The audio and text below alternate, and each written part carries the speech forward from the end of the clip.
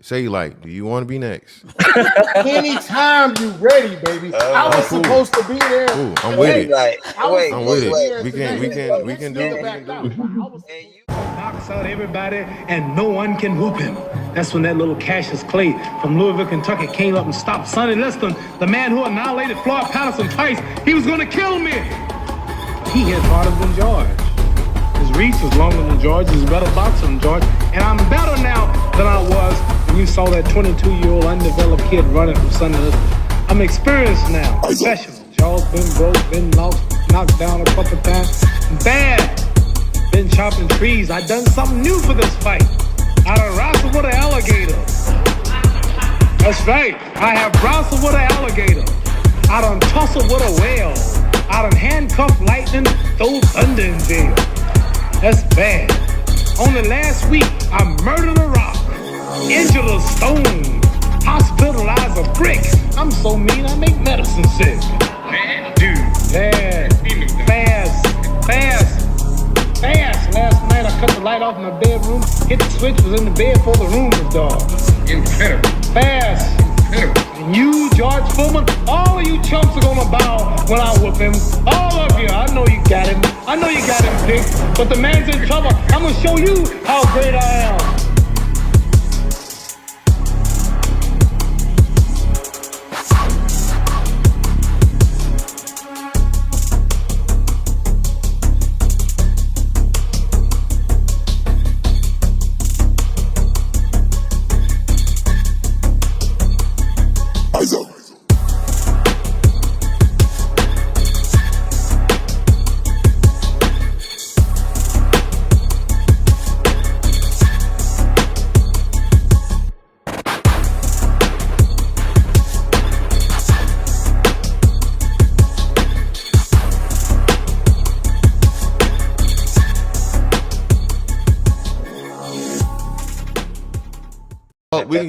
We can kill all. Yeah. It's a broadcast. It's a broadcast. It's a broadcast, yeah. Like, share, subscribe, tell a friend, tell a friend. DJ HAMP about to go live again. So hit the likes, my friend, on your way in. First off, salute the chat. And to all new cousins, welcome back. Heard you searching for the real, well, this is where it's at. The latest topics and panels and brother, don't get sent to the bathroom. We got all the stats, too, back to facts in the morning or the afternoon. Tuesday, women's POV, 2 Fridays, dancing, jamming tune. It's a community of real, and we better than the world news. This might be risky, I hope you know.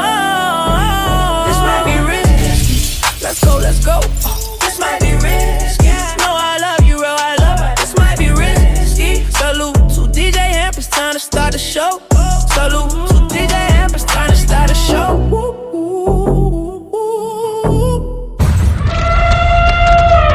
Run! It's a stampede! DJ HAMP the Stampede. DJ HAMP the Stampede.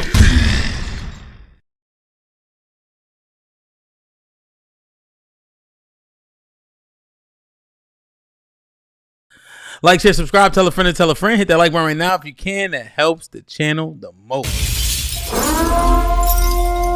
Women's POV, man. We got the legendary Shanae in the building. If you were around for the first iteration of the women's POV, you know Miss Shanae very mother effing well. She put belt that ass plenty of times on this here panel. If you have an opportunity to look back at the old clips, go see for yourself. The women's POV that Shanae Tay helped me start took Black YouTube by fucking storm. When you see something ain't broke, don't fix it and make a rendition of it. But there's no duplicating what that women's POV was, point blank, period. So when you see shows that have a similar setup, understand the origin. And Coach Tay, Shanae was the ones that helped me create that atmosphere. along with Sis and Love and Dana. So, Shanae, what's poppin'? You on mute?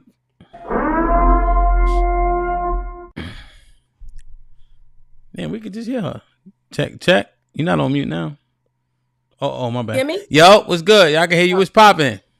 Hey, what's up, y'all? I'm happy to be back. Thank you for asking me to come back here. Yeah, man. Damn, man. Good to see you, man. And it's crazy. Like, I talk to Shanae on like Facebook all the time. Like, she be critiquing my posts and shit. But then seeing you here, I'm smiling and shit. I'm like, damn, I ain't seen this nigga in a minute. Like, we miss you, bro. I know. I miss y'all too. Hint was like, you coming out? I was like, what's the topic? I'll come out. I'm out of retirement. Indeed, man. Salute, man. How you feeling, man? How you been? What's the updates, man? What you doing in life, man? Where you running for president? So, last time I was a commissioner for Just Planning and Zoning. Now I have the mayor's council seat. So I'm city councilor at large. Mm-hmm. And I'm the second woman of color on the whole council for the city. Mm-hmm. I'm still running my federal initiative, and I got a lot of stuff that I'm doing. I'm on like every board and commission. How many books you written so far? I've still been in the process of writing another one. I just got featured another one that's behind me. Mm-hmm. So I made the front cover, and then I'm like all throughout the book. So yeah, man, all that going on. My son just graduated high school. He's getting ready to go to college, and I'm like, I'm about to be an empty nester. So yeah, I'm trying to tell you, man. I be knowing people that be doing shit. You heard? You know what I'm saying? Hey, that's one thing, man. If you on the internet and all that, that was a impactful difference. Is when This Might Be Risky first started. One thing I seen that was different was everybody that was on the panel, I knew them in real life. That was like one of the key markers. I'm like, damn, so niggas don't even know niggas. Like, you know what I'm saying? Well, Bub had to pull me off, niggas. Pause. He saw me at a dance battle. He had to get me out the club, all types of shit. I came home from jail and he laughed at me. Like, I'm like, it's my friend. It's not your friends? That shit was different. Like Coach Tay and I went to school together. Like, when I'm talking to the war stories or the sexual escapades, yeah, her friends was, you know how it go. Like, you know what I'm saying? It was different. I'm like, oh, they don't know. They don't know. I remember I brought one of my mans up here. They was like, oh, this nigga's a simp, you know? I'm like, this nigga will kill you. Wow. So, it's so interesting, man. But, nigga, I love you, man. It's good to see you. You know what I'm saying? Love you too. Coach Tay, what up, man? Hey, y'all. Hey. What's going on, Hampy? Ain't nothing much. Listen, man, I don't use a lot of woke shit, you heard? But I was doing the old school shit, right? Hold on. Is it focused? The BK for men. Yes. Yeah, Told y'all we got the old man's line. So this one is like the non-chafe shit, right? Mm-hmm. Mm-hmm. So, I do old school. I do the powder, feel me? I can see that. But this right here, easier than powder, less messy. Right. And I'm like, yo, this the one. You feel me? Like, so salute to the what's it called? Bedroom candy. Look, she always send me a care package. So I said, let me try one of these shits. Hey, for men, yeah, break it open. That's listen. Fellas, this the one. Cause I'm gonna tell you, bro. This is one of my more, I don't know, people elusive talking points is, you ever marinate your steak? Oh, yes. Wait, right. Let your woman marinate all day and then get to it. You see? Mm-hmm. They be like, nah, she got to take a shower. Nigga, shut up. You're an amateur. But this right here, you be just a little bit more fresh when that time comes when she walked through the door from that desk job. You know what I'm saying? Now, if she work construction, you might understand. Oh, God. We got something else for that. Yeah, man, we got Irish Spring for that. So make sure y'all support Tay, man. Like I said, this actually worked. Like I literally was like, yo, let me and posted the powder and all that. So make sure y'all and it's all support. natural, man. You gotta take care of yourself, and I take care of my loved ones. So yeah. Real rap. Pleasureplug.fun, man. It's way more than just the pleasure shit. So Krishana, what's poppin', man? Hey man, make sure y'all say hi to Krishana before she go off into the atmosphere, then we can't get in touch with her. She'll be heading to England very soon. And, we will be the little people who supported her on her rise.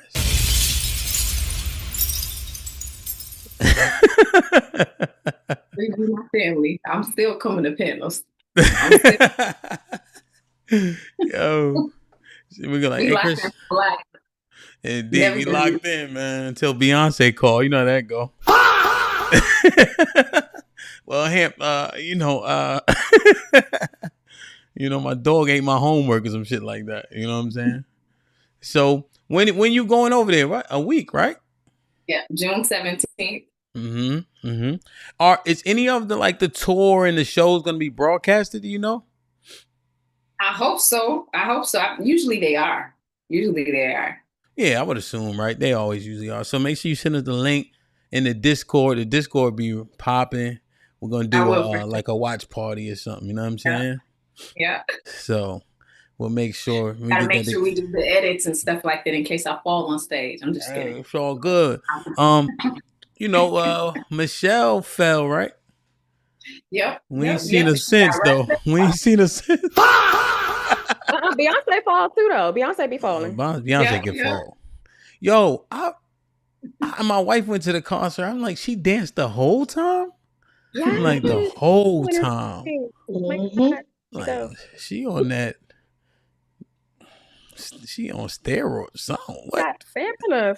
She sing and run at the same time. That's what I'm saying, yo. That is amazing.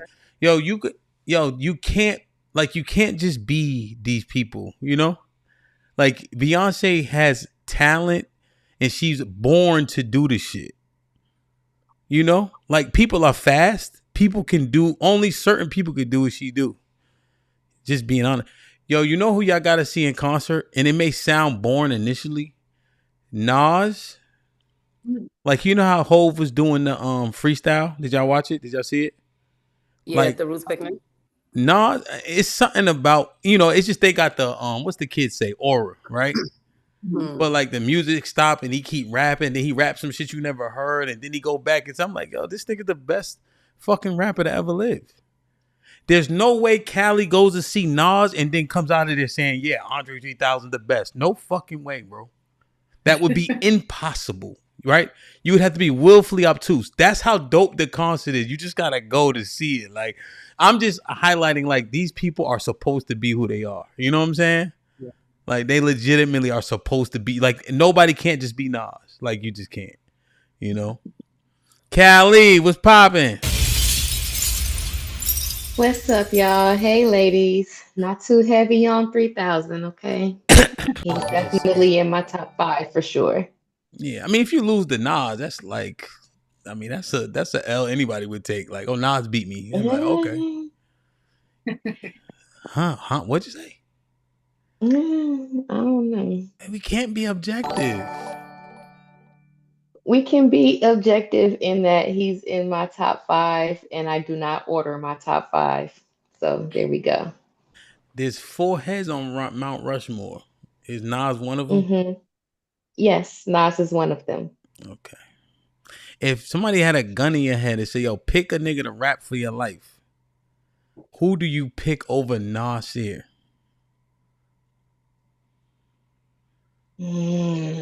Come on, I'm son. dead. I'm dead. Yo, you can't pick nobody over Nasir, man. I'm dead.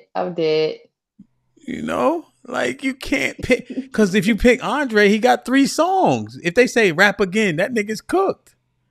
No, Andre got more than 3 songs. Not if they say it got to be a solo song. Let's not play. It got to be a song without Big Boy. How? When it's a whole group. Oh, see what I mean? What's up? What I mean. Wait, does that count the flute? Does that count? But what you call it? Hey, no, we ain't count. We ain't counting the flute. That's Flute is count. crazy. That's him. Nah, that nigga up there playing with that damn flute. But he up there trying shit. Nah, But no. If I had to pick between Andre and Big Boy, I would definitely pick Andre. I'll pick him too. Big Boy. Yeah, I'm just saying, like you, like they got a gun in his. Yo, you need somebody to rap their ass off, and Nas standing there. You can't, like, how you just be like, come on, Andre, and he.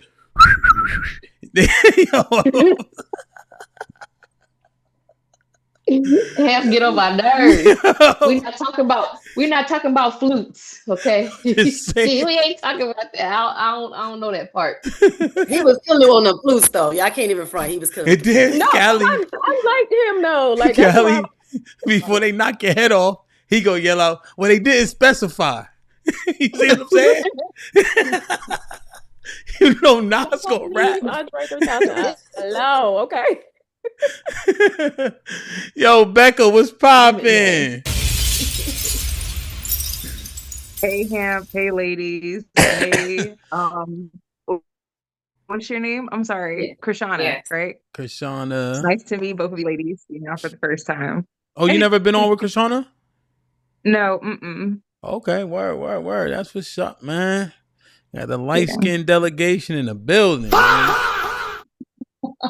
It's always something with you, Hamp. Yo, Becca, that's one something. thing. Like, you know what I'm saying? When I see, like, when I look at my kids, a couple of them, you give me hope. Because I really think, like, light skinned people like yourself look dirty. You know what I'm saying? But my kids are your complexion. I'm like, y'all niggas look dirty. But then I'm like, oh, well, Aunt Becca don't look that dirty. You see what I mean? So I'm like, okay, I can see. Okay, all right. Okay, all right. I'll take that one. This is the first time you said that. Make sure Callie put that. Well, everybody be your complexion. I just want to wipe their face, man. You know? Yeah, but you're not dark skinned though. He's brown skin. Yeah, but Becca. A little peanut butter. Becca could have played the dude in Loving. You know what I'm saying? So here we go. So yeah, man. You know, salute to Becca. Homeboy too. Homeboy look. I'm like, damn, man. I gave Homeboy a hug and a rag. You know what I'm saying? We need a coalition in Discord at this point. We need a yellow coalition. That's what needs to happen now. For sure, man. Salute the Big Chug, man. Let's get it, man. Like, share, subscribe, tell a friend to tell a friend, man. Run! It's a stampede! DJ Ham the Stampede. DJ Ham the Stampede. So we was trying to start the show. Everybody saying hi. And now Callie come in here on this. Well, she came in here sharing a sentiment. What was the sentiment you shared, Callie? Oh, we was talking about what the topic was supposed to be, and I was like, yeah, you know, it's gonna turn into how women should treat men better. Yeah. Yeah. So she came in with that, right? And I got kind of confounded.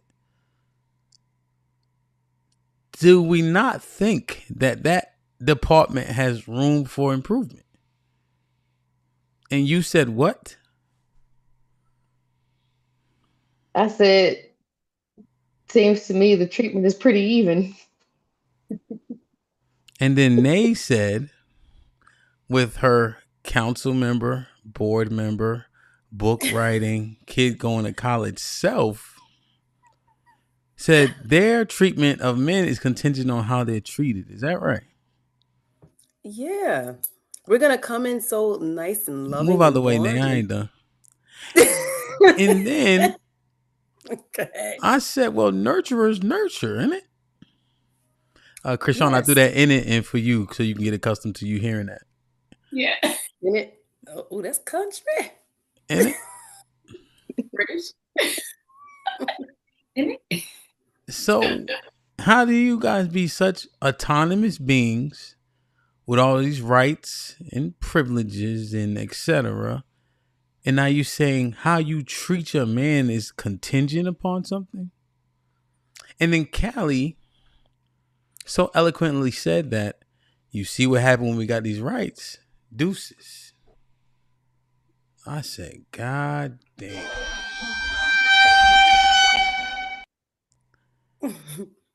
So what's up? Is that not what happened? Nah, I ain't quite. I'm saying what's up. Like, so how do you think the men should be treated? Well, one, Kelly said leading, and I think you were saying, no, she said leaving him. You were saying leading. So we supposed to lead in the Department of Nurturing. With nurture, yes, ma'am. And so then that sounds like you're saying that a woman is leading. However, the relationship goes. Like she starts out being nurturing and loving. And then if that man or whoever, if they change up, after a while, you're not going to want to be as nurturing. So how you are treated is contingent on how we're being treated as well, because we start off that way. We start leading the relationship by nurturing and loving and pouring in. Is that a fact? I mean, I feel that way. I can't really say if it's a fact or not. That would be more so my opinion. But in my opinion, we start off that way. Well, we start off. Nobody comes into a relationship saying they're going to be mean. No, you start off being loving and caring. I think you guys may start off more often than not on like a bit of a high horse. The reason why I'm saying that is because women are often saying, well, in order for me to be submissive or be this, be that, he got to prove these things. So I would argue that you guys actually hold back on the nurture and the loving and the caring and the giving and the support. What's that have to do with being submissive? I'm saying you guys hold back on several things: loving, caring, being submissive, supporting, the nurturing. I think you guys' disposition is often like, well, until he proved this, then X, Y, and Z, and often X, Y, and Z are negative variables. But to Callie's point, because I feel like I know you're about to go, submission and being nurturing are two different things. I agree. Because we're I agree. I'm not disagreeing. That's why I named submission and I named nurturing and I named caring and I named a whole bunch of things. But you guys are saying in order for me to yield said things, prove X, Y, and Z. Have you heard that before? Yeah. We are going to lead with those things, right? The nurturing, the caring, and pouring into it, all that kind of stuff like that. Heavy on the whole back of submission, though, for sure. You guys come out with the nurturing? Yeah. Becca, do you think women, when they're going out on these dates with men, are reaching over to unlock the car door? Let's be honest. No. Do you think most women, Becca? Wait, opening up a car door is nurturing? What are we talking about? And that's I was about to say something. And this is the thing, right? All right, I'm going on mute. No. Well, yeah, you might do everybody a favor. Now, here's the thing. Nurture is the little things, right? And when you women are doing a bad job at this, Callie, laughing at the things that men appreciate, not appreciating the things that men provide, minimizing the things that men may have to do. As an example, me and you and I had a conversation directly about when women say, oh, when is somebody going to break in the house? Well, motherfucker, if they break in the house, right? But it's like we shit on the things that each other provide. That's not good. And so now I open your door. You can't unlock mine. Oh yeah, you can unlock the door. Oh, unlock. Sure, yeah, I thought you meant. I thought you meant from being outside. Nah. No, you said open up the door. You ain't saying nothing about. Hold on, beloved. Hold on. Hold on, my heart. Krishana, they was hemming and hawing. Remember, Becca laughed at me. Callie laughed at me, and now I explained it. Oh yeah, I could do this. Too late. No, but you didn't say that. That's not even what you said. That's not what I said. I said unlock. Did I not say unlock? Krishana, did I say unlock? No, you didn't. You said You said open the door. You said lean over and open the door. I said I mean, unlock. I understood you were talking about unlock. Yeah, but word to me, I said unlock the door. Why? Because what's the unlock reference, the door, Nay? yeah. Ho. What's the I said reference? Bronx Tale. All right, What's then. that? So you know I said unlock. That's why you said Bronx Tale. Let's not do this. It's not worth it. Said open. Well, I guess because when you said lean over and do it, it was like Yeah, okay, lean over to unlock. Lean over and open the door. Reference. I heard open, but Yeah, okay. I heard open too. Hold on, just for the Explain. crowd. I'm the same nigga that memorized the Bible. You think I'm gonna forget that? I think the open came after the word unlock. I think somebody else said the word open. Yeah. One of them niggas said it, Krishana. Yeah, one of them. Don't wait. No, because I'm about to regain my power right now. We're not. I'm reclaiming my time. Because I definitely, y'all seen me in person. Y'all have heard me talk. We're not gonna pretend like I have a problem with opening or unlocking whatever the door. But I was confused if you were talking about the man or the women. Yeah, doing I was saying the opening of the door. Yeah, and I just heard open. So I see. Yeah, it was sequential, right? He opened your door. Okay. You can't unlock his. That's what I was saying. Yeah, absolutely. Mm-hmm. Don't blame me. You're about to blame me. Don't do that. but Krishana, here's one thing I'm citing, man.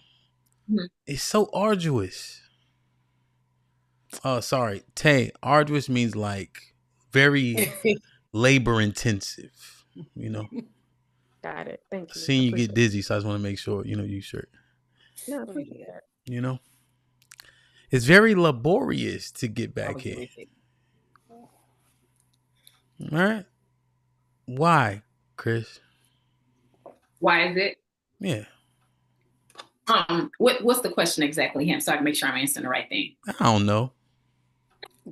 Well, I think where you were going with in regards to nurturing, women, going into a relationship or dating. So I think there's different levels to it, right? Like in dating, I've seen where, yes, women, we have certain expectations. So we have the nurturing ability, but we might be withholding some things too until we see certain attributes that will bring out even more nurturing. So yes, I do understand where you're coming from when you do say that. But in a relationship, when you're actually locked in, that nurturing is easy to give out. It's more free flowing. If that makes sense. I know. I 100% understand. However, we can't get to the relationship part because we don't see these attributes and traits. Hey, guys. We don't see them enough. Enough. Yes, enough. Yeah. They're not prevalent. And now the assumption is that they don't exist. Like there's literally a movement that says, save yourself, black man. Huh? It's either that or niggas is just indolent when it comes to dating. Right? Fuck it. I'll play video games. I'll masturbate. I'll XYZ. Right? Like literally, like, fuck it. Because it's like we can't even like recognize these traits. Almost to the point where like there's a subset that are jaded, right? Which I think, they're culpable in them being jaded. But also like real rap, like when we have the conversation, it's like, I don't have to show him this. I don't have to do this. Let me ask you, Tay. Do you think that most women are cognizant of what they order when they order?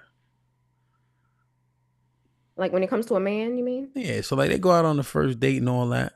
Do you think most women are saying, oh, I just met this man. He cool. He cute.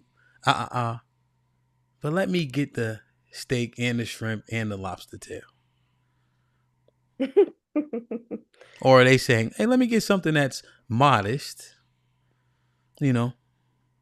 Or like, do they ever understand decorum? Like, do you know that it's poor decorum for a woman to clean her plate? Do you know that it's poor decorum to blow your soup? Like do the ladies of today understand decorum? Obviously, you guys know elbows on the table, right? Hat on at the table. Standing up when certain people sit down, i.e. the woman, right? I seen, even my wife would do this. I'm trying to push her chair and she sit down early. It's not funny. So now I got to pick the chair up to scoop the shit in, right? As opposed to her standing there, let me slide it under her knees so she can sit. Right? Like, yo, instead now I go to slide it.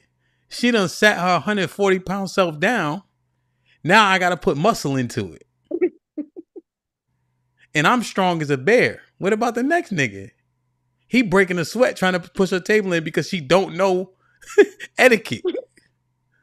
Yeah, hey, niggas ain't pushing business chairs in. Like, what we talking about? To answer, most women aren't, and I say that because I see us. I see us. At least in my experience, I don't see it holistically. Us having the decorum, it's always, oh, I'm gonna get what I can get out of this, or I'm gonna let me get some drinks and dessert and the highest thing on the menu type deal. Like, you treating, I'm eating.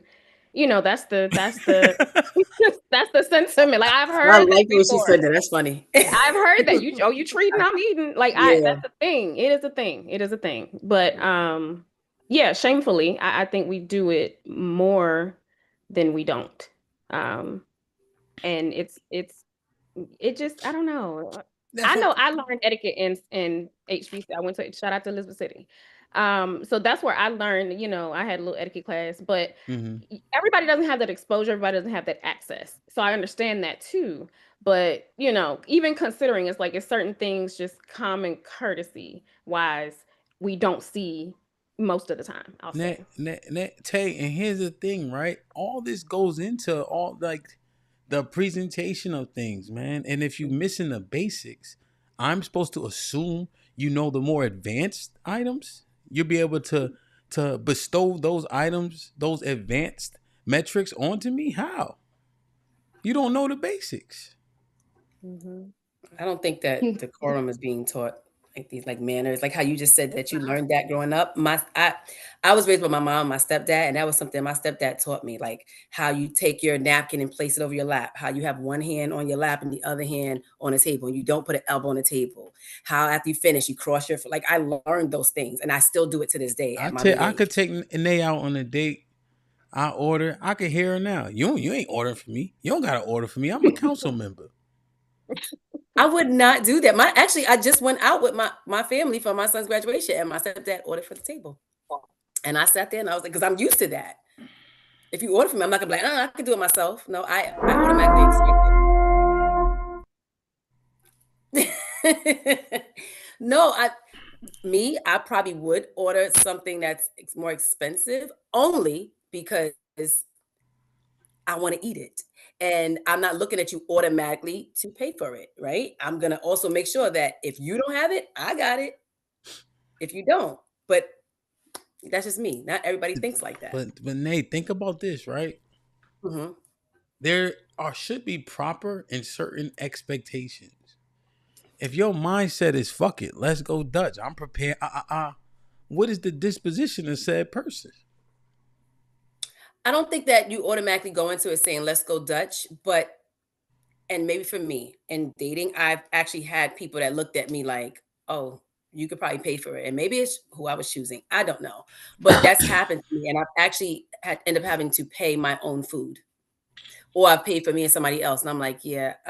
So I always make sure to have it myself, just in case, right? But I also do kind of do like a modest, like I'm not gonna say I'm gonna automatically order steak and shrimp. And I'm not doing that. I might order a steak, but I'm not gonna add the lobster tail and the shrimp. I'm not gonna do that.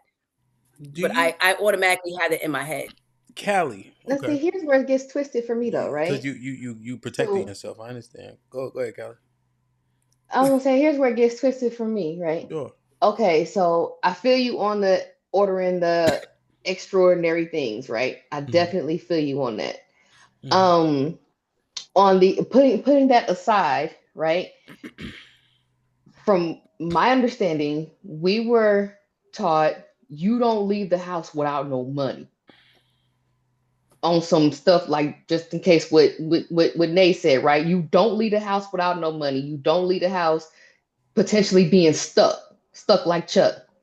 On the other hand, now, putting aside the ordering extraordinary things and everything, now these chicks is out here going outside without no daggone money. Yeah.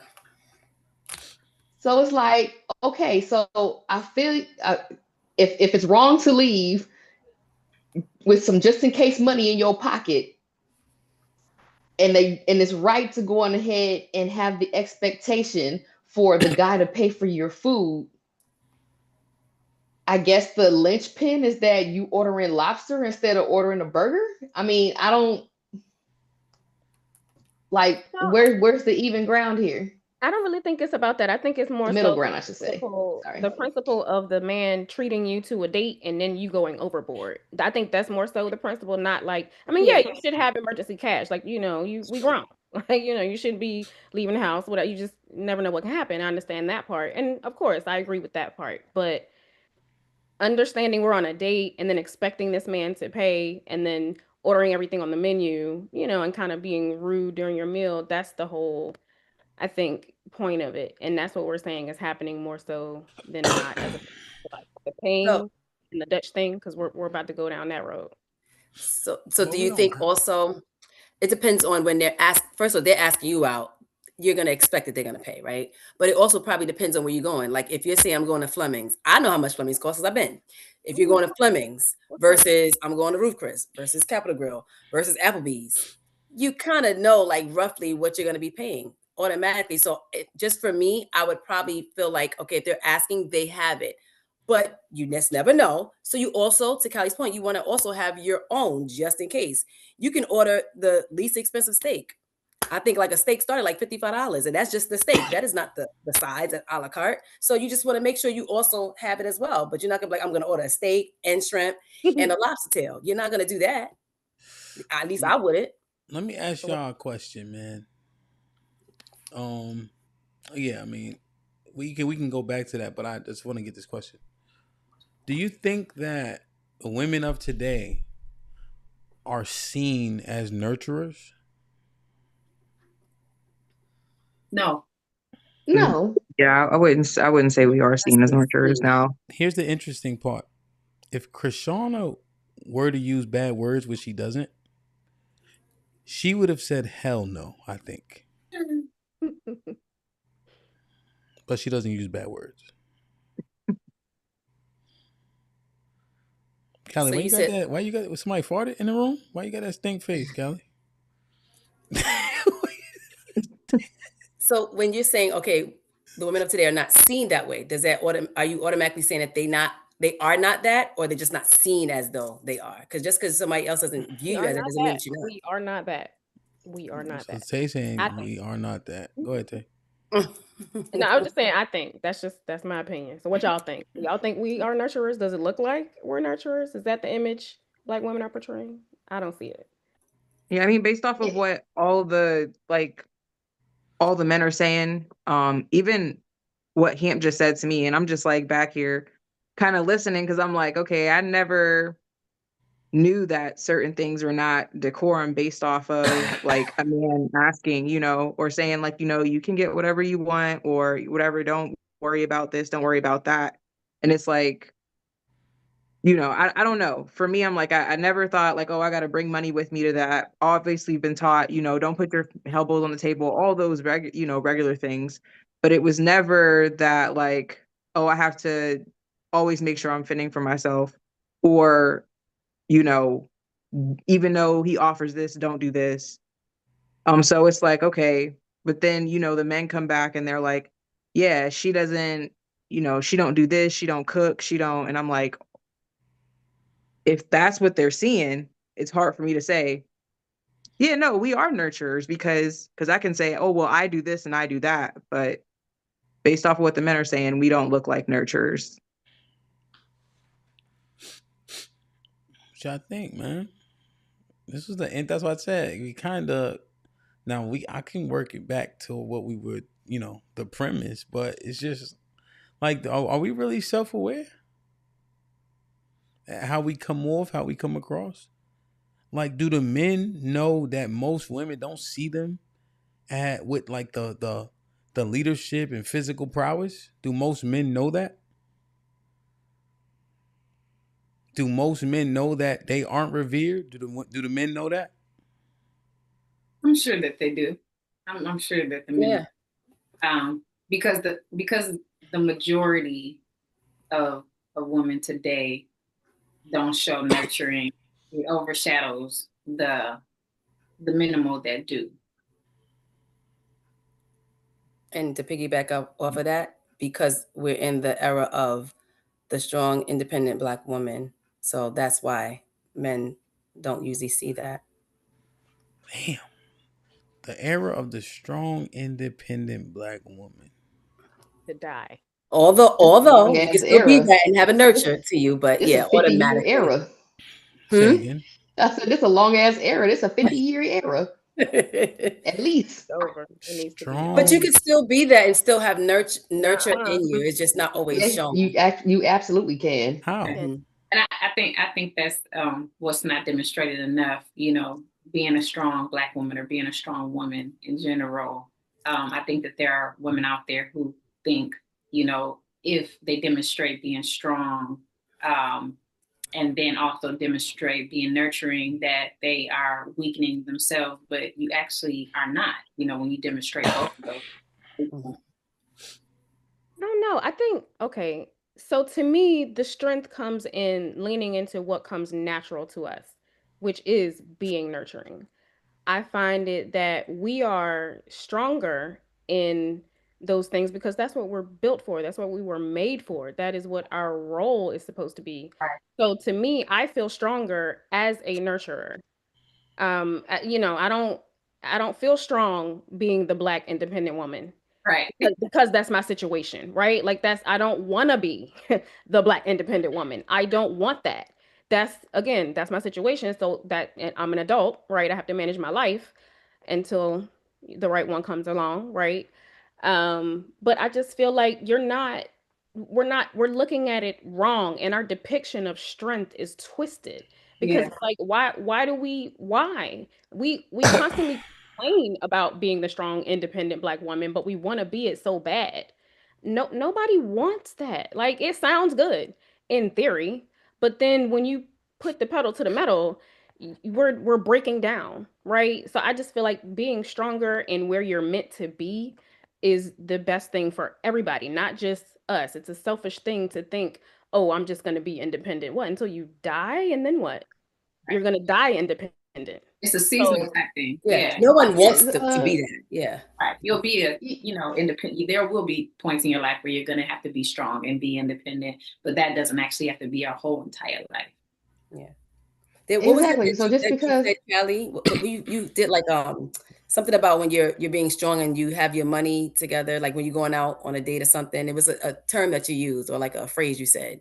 But we're taught that like you come out and you have like I got this. I'm independent, whether you got it or not. Like I take care of me. But it was something like a phrase that you said to depict that. I don't remember. But yeah, that shit is out of necessity. Yeah. Like what are we talking about?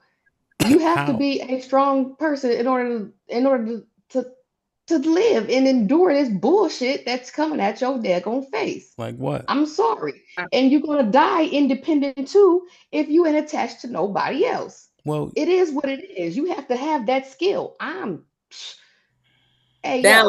I ain't in this fantasy bullshit where you just think that, oh, just because I got a nigga that now everything's gonna be okay.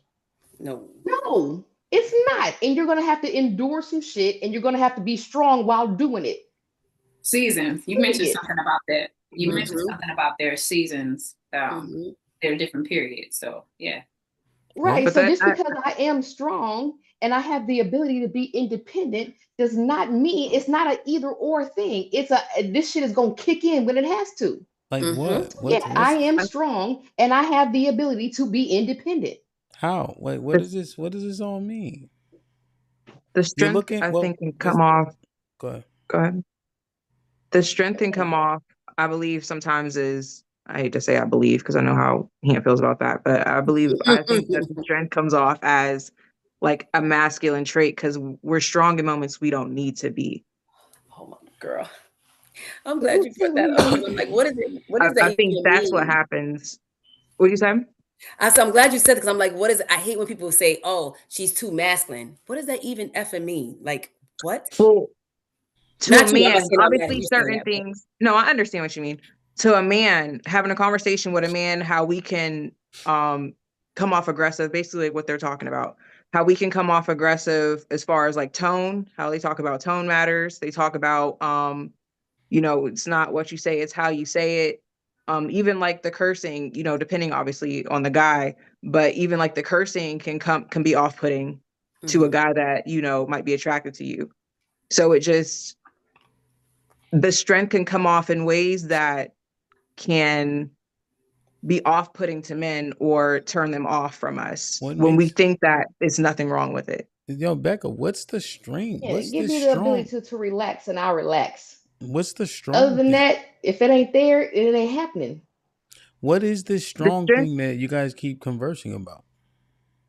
The strength that I'm, and I could be wrong opposed to what they're thinking, is just like having the confidence, being able to move as a mother, move as help me, you know, and obviously we have careers. Most of us have careers if we're not staying at home. So moving in our jobs, and just being able to maneuver life, knowing that we can do those things confidently. But as far as when it comes to maybe a discourse or a disagreement with our spouse, then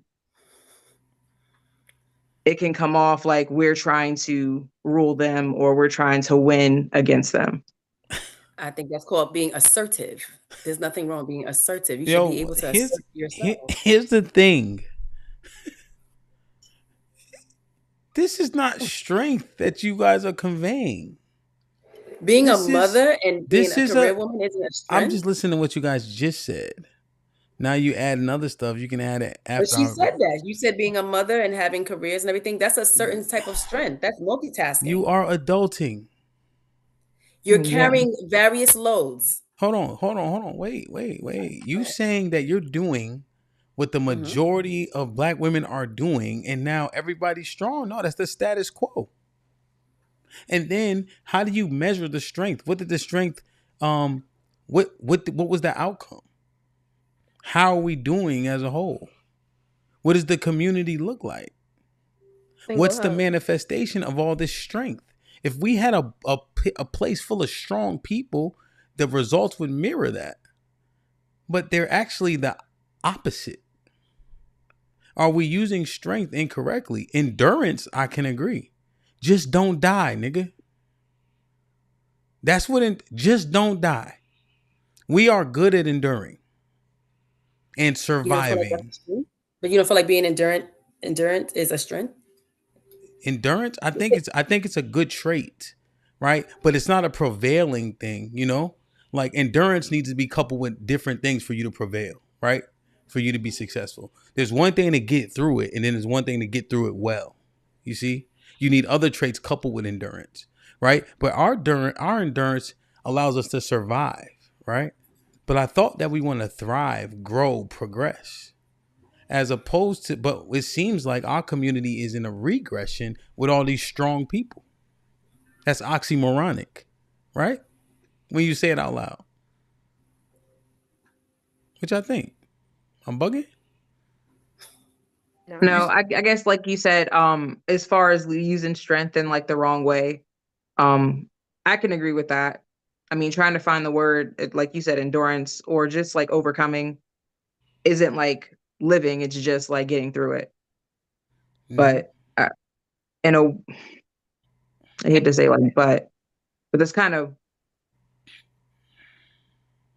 and I'm not just putting this on women, but since we are talking about women, that's what happens with us when we are going through life and say different experiences that we're having that we haven't had before, having to overcome, having to endure. So it's not, I guess those are the times that I'm thinking about. That's where strength kind of kicks in so that you do keep going and you're not like giving up. Well, somebody told me somebody said that was masculine. That's a masculine trait. That's a physical, Lord. That's like a physical type of strength. There's another way of being not just physically strong, but being mentally strong or being emotionally strong. And I feel like women embody that a lot of times a little bit more, because you have no choice. Like Rebecca just said, being a mother, there's so much that comes with that. Slow down. Here's the thing. We tie triumph to trauma so often to make ourselves feel better. Right? So when we survive harsh things, we didn't triumph, we survived it. I remember this one dude in the clink. He's like, yo, nigga, I got 100 soups. You guys know what soups are? Ramen fucking noodles. But in there, that's currency. And you got 100. You balling. Is he fucking thriving? No. That's how you survive in the clink. Yeah. But in his mind, right? He lit. Like we tie shit like, oh, we doing what? We how? What's the measuring rod? Go ahead, Krishana. So what I was going to say is, because with strength, obviously, you know, with mental and then physical, you know, enduring strain or resisting force, like that would be more of a physical thing. And I think sometimes what happens is that there is the usage of strength in certain situations should, you know, there should be some sort of balance. Like if you're in a relationship, you know how to balance that strength. Or like if you're just single on your own dealing with life, you know, there are going to be necessary types of strength for those situations. So I think what tends to happen is why it can be perceived as masculine is, you know, there could be an exercising of strength for no reason. You know, it may not be necessary, but it may just be a part of that individual. And I'm not saying that that's necessarily wrong, you know, but I think that's what tends to happen. Sometimes the strength is exercised in a way that it may not need to be if you're in a relationship anyway. That's what I think. You know, that's what I'm more thinking happens. And that's why it can be perceived as masculine trait. Not saying that the woman is necessarily intended to be that way, but that's what can happen. If that makes sense. I always have to say that because, you know, if I explain something and then it's my responsibility to make sure that you understand what I'm saying. Krishana, condense it and say it again. Condense it and say it again. So I'll say it again. So in strength, that's endurance strain, or if you're being physical, resistant force, right? So in a relationship, you know, if you're in a relationship with someone and you feel the need to exercise strength unnecessarily, where it's not needed, that could come off as being masculine. If you're single and you're just having hard times, you may be having financial struggles or a ton of things are going on, you know, you're going to have to exert strength in a certain way. But because we're talking about, you know, men on the women's POV, more pertaining to relationships, you know, we as women can exert our strength in a way that can be off-putting, which makes it come across as being masculine. Does that make sense? Try to shorten it. Yeah. Is it masculine? I think there's I'm using that word because I heard someone say it. Yeah, and I disagree that women can be masculine. I just think they're poorly behaved, right? Don't put poor behavior and then juxtapose that with masculinity. No, that's just bad behavior, right? If a woman's doing these things, oh, you acting too masculine. No, the fuck she ain't. She could never be me. She's an asshole. That's what you call her. You don't call her masculine. You see what I'm saying? Right? She's a dickhead.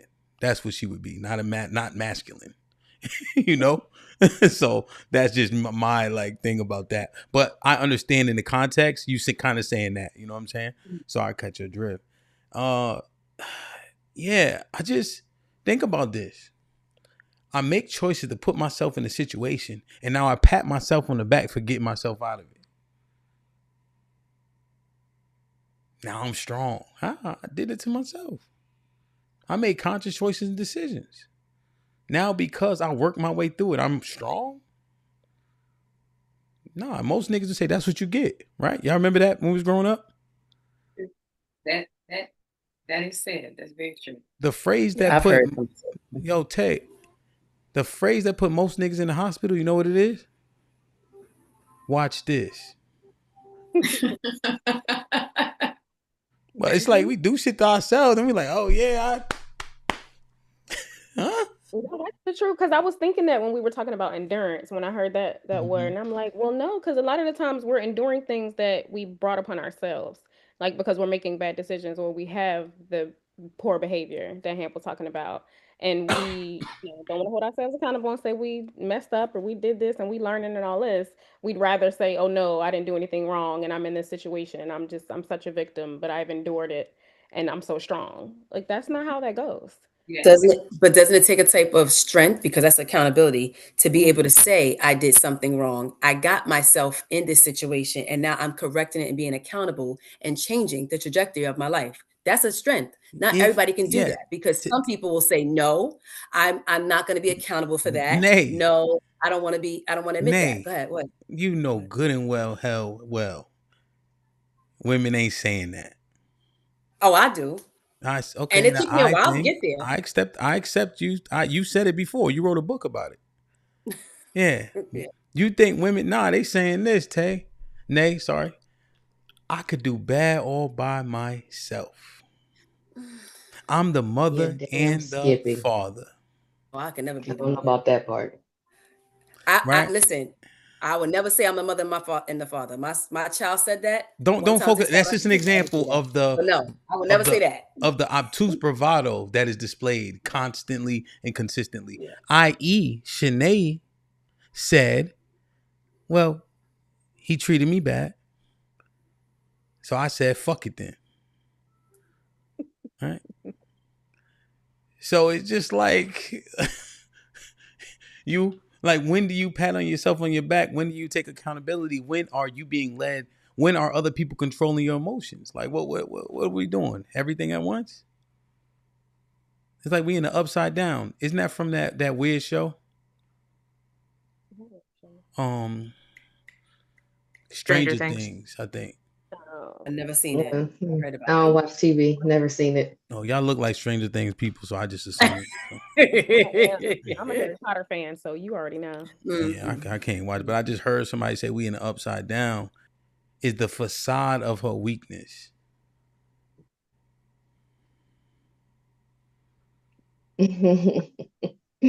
Facade being the key word. But yeah, I can see that. I can definitely see that. But to me, that just looks like manipulation because it's a facade. Yeah. And think about that. I'd rather just be me instead of faking some shit. Well, what I'm trying to illustrate is that at any point you can tap it in that. I need help. I need this. I need that. And then the next day you could be strong and this independent and black and all that. It's like it's a game. Like, how can I solve for that? All I'm trying to get is some nurturing. But then you want to place nurture on me? That ain't my natural disposition. It's supposed to be yours. Wait, who said anything about placing nurture on? Well, because Krishana, let me ask you, man, because y'all, is this still true? A woman makes a house a home or not? Yes. Mm-hmm. But we were talking about the environment and how it's curated and such. Now, I get it. A man could come into his house and make it a sanctuary for him and a prison for everybody else. I'm not ignoring that, you know? But in terms of this nurture thing, the treatment, like, what's the thing that softens a man up? Pause. Now I gotta come in soft for Nate to be soft? Woman. Yeah, but Nate, you said, nah, he treated me. But we start off that way is what I'm saying. We start that way. Now, when you start acting a certain way, it kind of breaks a woman down. And now she starts to feel like, oh, okay, this type of time we on. And so now they're not going to feel like a woman's supposed to be your piece, right? But you're not even giving us something to feel like, we can help to be your piece. Hold that But thought. we start off that way. At least you're supposed to already have peace. I'm not going to be your piece. Look at this. You're supposed to already be at peace. Nay, let us say it. Let us say it. Supposed to create. Yeah, I'm not supposed to be your piece. Mm-hmm. You are supposed to be at peace, and I'm there not to fuck it up. Ugh. Same thing, Riverside. You're not here to make me happy. I'm supposed to already be happy. You are here not to fuck it up. Yeah. Listen, man. See what I mean? We're still thinking about strength the wrong way, right? A woman's strength is in her vulnerability, right? So and being nurturing is a part of that. So I think we're missing it because we're talking about getting it mixed up with just, oh, I want to be an adult, right? You're supposed to do adult things, but the whole we're just missing it, like the being strong for him when you're supposed to be his support and things like that if things go awry. That's what you're there for, but your normal daily disposition is, hey, I'm a woman regardless, right? I'm giving this man a soft place to land in every sense of the word, and I just think we're missing. That's the strength. That's our strength. And I'm gonna shut up. So it goes back to what I was saying. It's not just the physical part, it's an emotional and it's a mental part. That's kind of what it sounds like you're saying, like that emotional strength. Is that what you were Right. talking about? Say? Well, no, Because I kind of said that part too. Well, no, I'm more so talking about femininity and thriving in that and leaning in that and not trying to be masculine by being over dependent on ourselves and being selfish in the I can do it alone idea. That's all. Nobody wants to. No woman actually really wants to do that. Well, that's what I'm saying. But I don't our think behavior, so. our behavior says we do. So Yeah. that's my point. Nay. Our behavior says we have to because we are, for the most part, by ourselves. Ugh. Him saying it like he disgusted. I can't. It's crazy. I'm saying, if we talking about only 30% of people is married, look at 70% of us are doing it by ourselves. Here's the thing, my heart. It is what it is. Even some of the married ones is doing it by themselves. This is the thing, right? Look at the disposition. Look at the thought process. Look at the modus operandi. Look at the ideology. Of course you by yourself. You heard? The presentation is everything. You got 30 seconds to make an impression, and the impression is unbecoming for someone I would like to tether my life to. Hey, well, you know what? Hey, I'm saying that. Okay, no, I'm saying I'm speaking broad, right? So here's the thing, right? Nay said this. Oh, that's what type of time we on, verbatim, right? I did. Yeah. I'm like, who the fuck are you talking to, right? No, we're not gonna say that to you. We think it out in our head. But hold on. Okay. Okay. Take this walk with me. Okay. You can't get on that type of time with me. Right? Right? You really cannot match me on that type of time. Right? Mm-hmm. Most men that I've encountered in my life, when it escalated, they couldn't match me on that type of time. Just keeping it tall. What you talking about? That's what I'm saying. What you talking about? What type of time? Oh, that's what type of time we on. What you mean? She's gonna think. What you mean? Okay, so I'm giving you a soft place to land, right? I see that something is bothering you, right? Or something is wrong with you.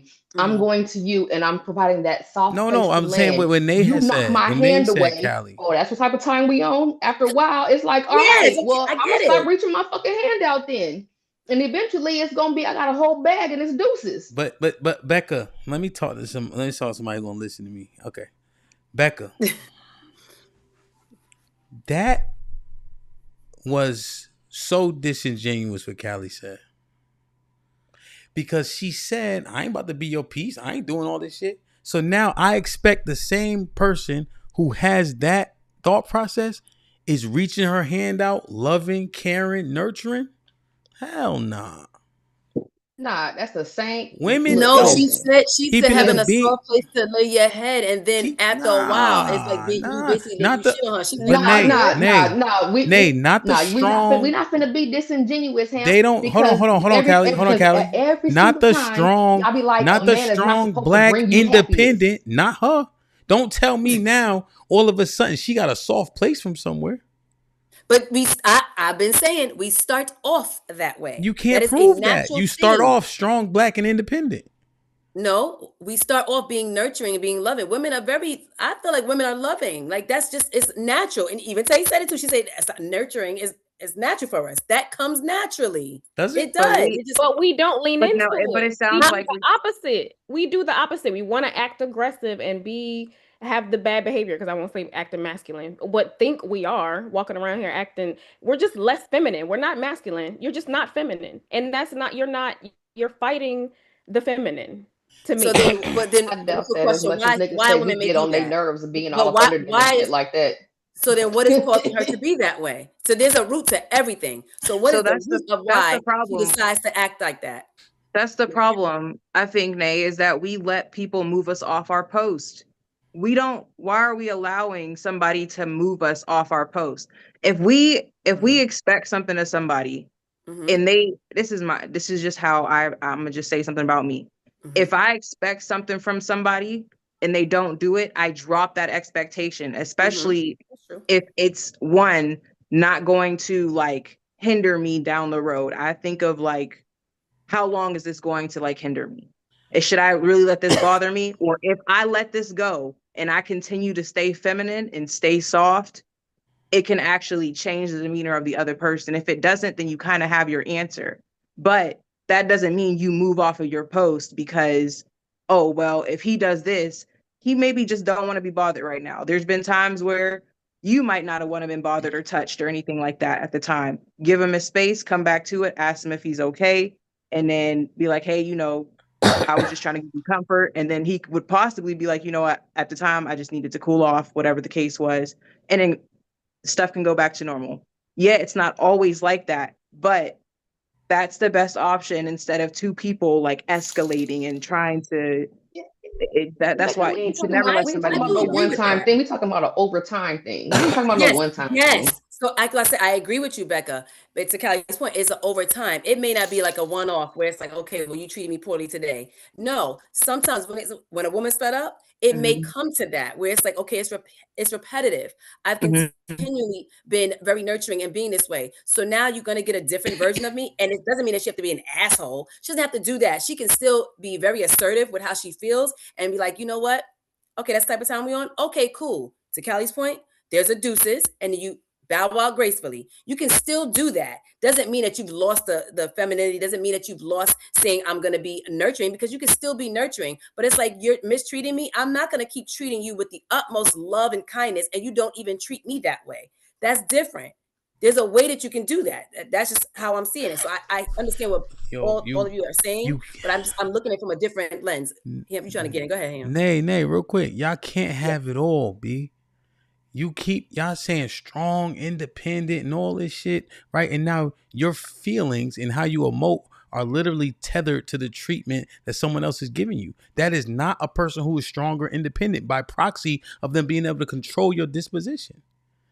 You can't have it both ways. Which is to Becca's point. If you strong and independent and you come that way, then I shouldn't be able to move you off your square. But now you're emoting based on the treatment. That's not a strong and independent person. You're being strong enough to say, okay, hey, I've enjoyed Nay, I love this, you. Let it marinate for a second. Let me read these. Oh my God. What you want me to tell him? Good. He ain't coming. What you want me to tell him? Yeah, bug him. Go ahead. Read the super chats. Nah, real shit. Like you would have to reconcile that. You would have to reconcile the oxymoronic statement. Right? That is cognitive dissonance in real time. Think about it for a second. Let me read these super chats. 2K with the $10 says, cognitive dissonance mean that you're having two conflicting ideas literally at the same time. Don't do my girl like that. Head. Thank you. 2K in the building with the $10 says, Andre 3000 in anybody top 5 is insane. He wasn't even the best Outcast member. I don't know where this revisionist history come from. Mo List for the 2000. I rewinded it back, Ham. You said unlock the door. Thank you, my brother. Deborah with the $5 says, it's because victim culture is prevailing and it's debilitating people. Damn. John, what up? My G with the $5 says, yo, I just squatted 500 pounds. That's strength. That is strength. Y'all talking about being an adult. Go sit your cute self down. 2K with the $10 says, women talking about rights they never had to go to war over is nasty work. I love that for y'all, though. Yo. Nas with the $10 says, has women's liberation necessarily added to the advancement of family structures? I think it's just added more competition and hubris against each other while filling the coffers of people already in power. That's why this conversation is directly tied into the title, right? Based on y'all the only ones that think we kind of compete with y'all. Well, we'll talk about it after the super chats. Nah, just saying what he said. Jarice with the $5 says, this is the disposition of most of our women. Hence, why guys like me and EBD date outside the race. Answer for last week's show. So, Jarice, I love you, man. He didn't even get to talk. John with the $5 says, make it make sense. I start off masculine. Did she makes me feminine? Yeah, that let me say. TJ, salute to my OG TJ in the building with the $5 says, notice every solution to a woman's issue is to leave. Loyalty where? Hit the like button, hit the like button, hit the like button. Yeah, loyalty where? Mm-hmm. Yeah.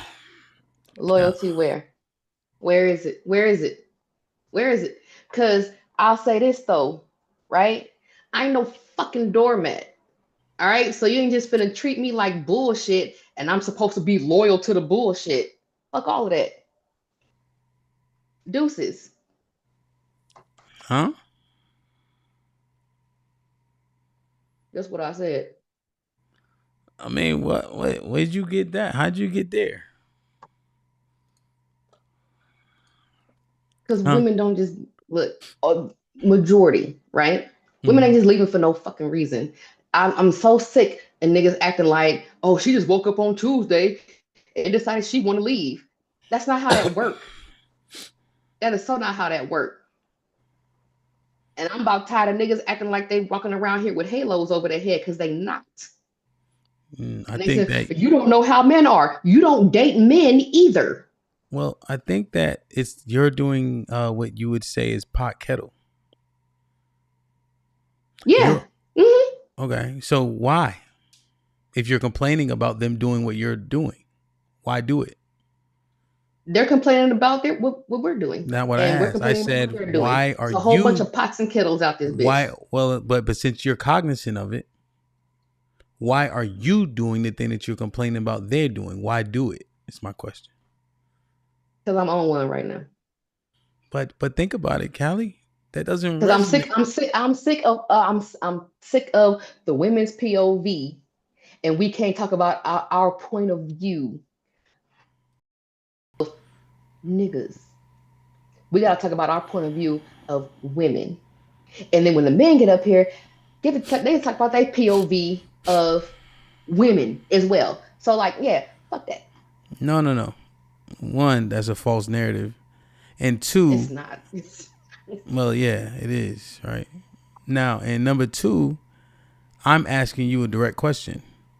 You're complaining about a thing that they do, right? And then you choose to do the thing that you're complaining about. I'm asking you, how is that advancement? How does that make sense? How do you reconcile that? If you're saying you're sick and tired of something, why do you then choose to do the thing you're sick and tired of? That's my question. Oh, because it gives the false illusion of them walking around here with halos, and I'm not doing that today. What's the false illusion of halos? Because if we always talking about what women do, and we don't ever talk about what niggas do in relationship, excuse me, because they don't like that. And we always talking about what men, and we never talk about what men do and how they're coming off to us, then they get to hide behind this false halo. What is the false halo? What is the false halo? That they don't do anything and women just be tripping and she just up and decided, on Tuesday that she was going to leave, and he don't know what's going on, and he don't know what happened. Well, I think All what that it kind of is stuff. there are things that are being said about endurance, strength, but we see the dissolution of relationships and marriages, right? There's an assumption out there that it is the onus is on the women, right? So what is happening to these women that are making them leave en masse? What are making them do the paperwork, essentially? What are men doing? Edify us. Oh, okay. So I have you can have issues in a relationship, right? No. You can't? Women can't have well, issues within a relationship? No, what I'm saying is. Oh, okay. Oh. Okay, what? No, you said no, that's not it. So I'm like, okay. No, I didn't. I said no, and I didn't even qualify why I said no. I'm saying no. What are the issues, right? So now you got the floor. What? Give me exact issues that are happening in majority or in mass, right? That most women can relate to, that would cause them to dissolve a relationship. Okay, so we have this, right? Okay, so you are being ignored within a relationship, right? There's also I'm reaching out to you, whatever, like we was talking about before, trying to be that soft spot or whatever for you, because we can tell that you are walking around here with some sort of thing that's going on, right? Reaching out to you to go on ahead and try and comfort you, try and be there for you and everything like that. Boom, hand slapped away. You know what I'm saying? I don't want to talk to you. All this kind of stuff like that, or acting like there's nothing wrong. Let's stay right there. Let's stay right there. I did on my Instagram. Here's what you'll find: people do things how they want them to be done.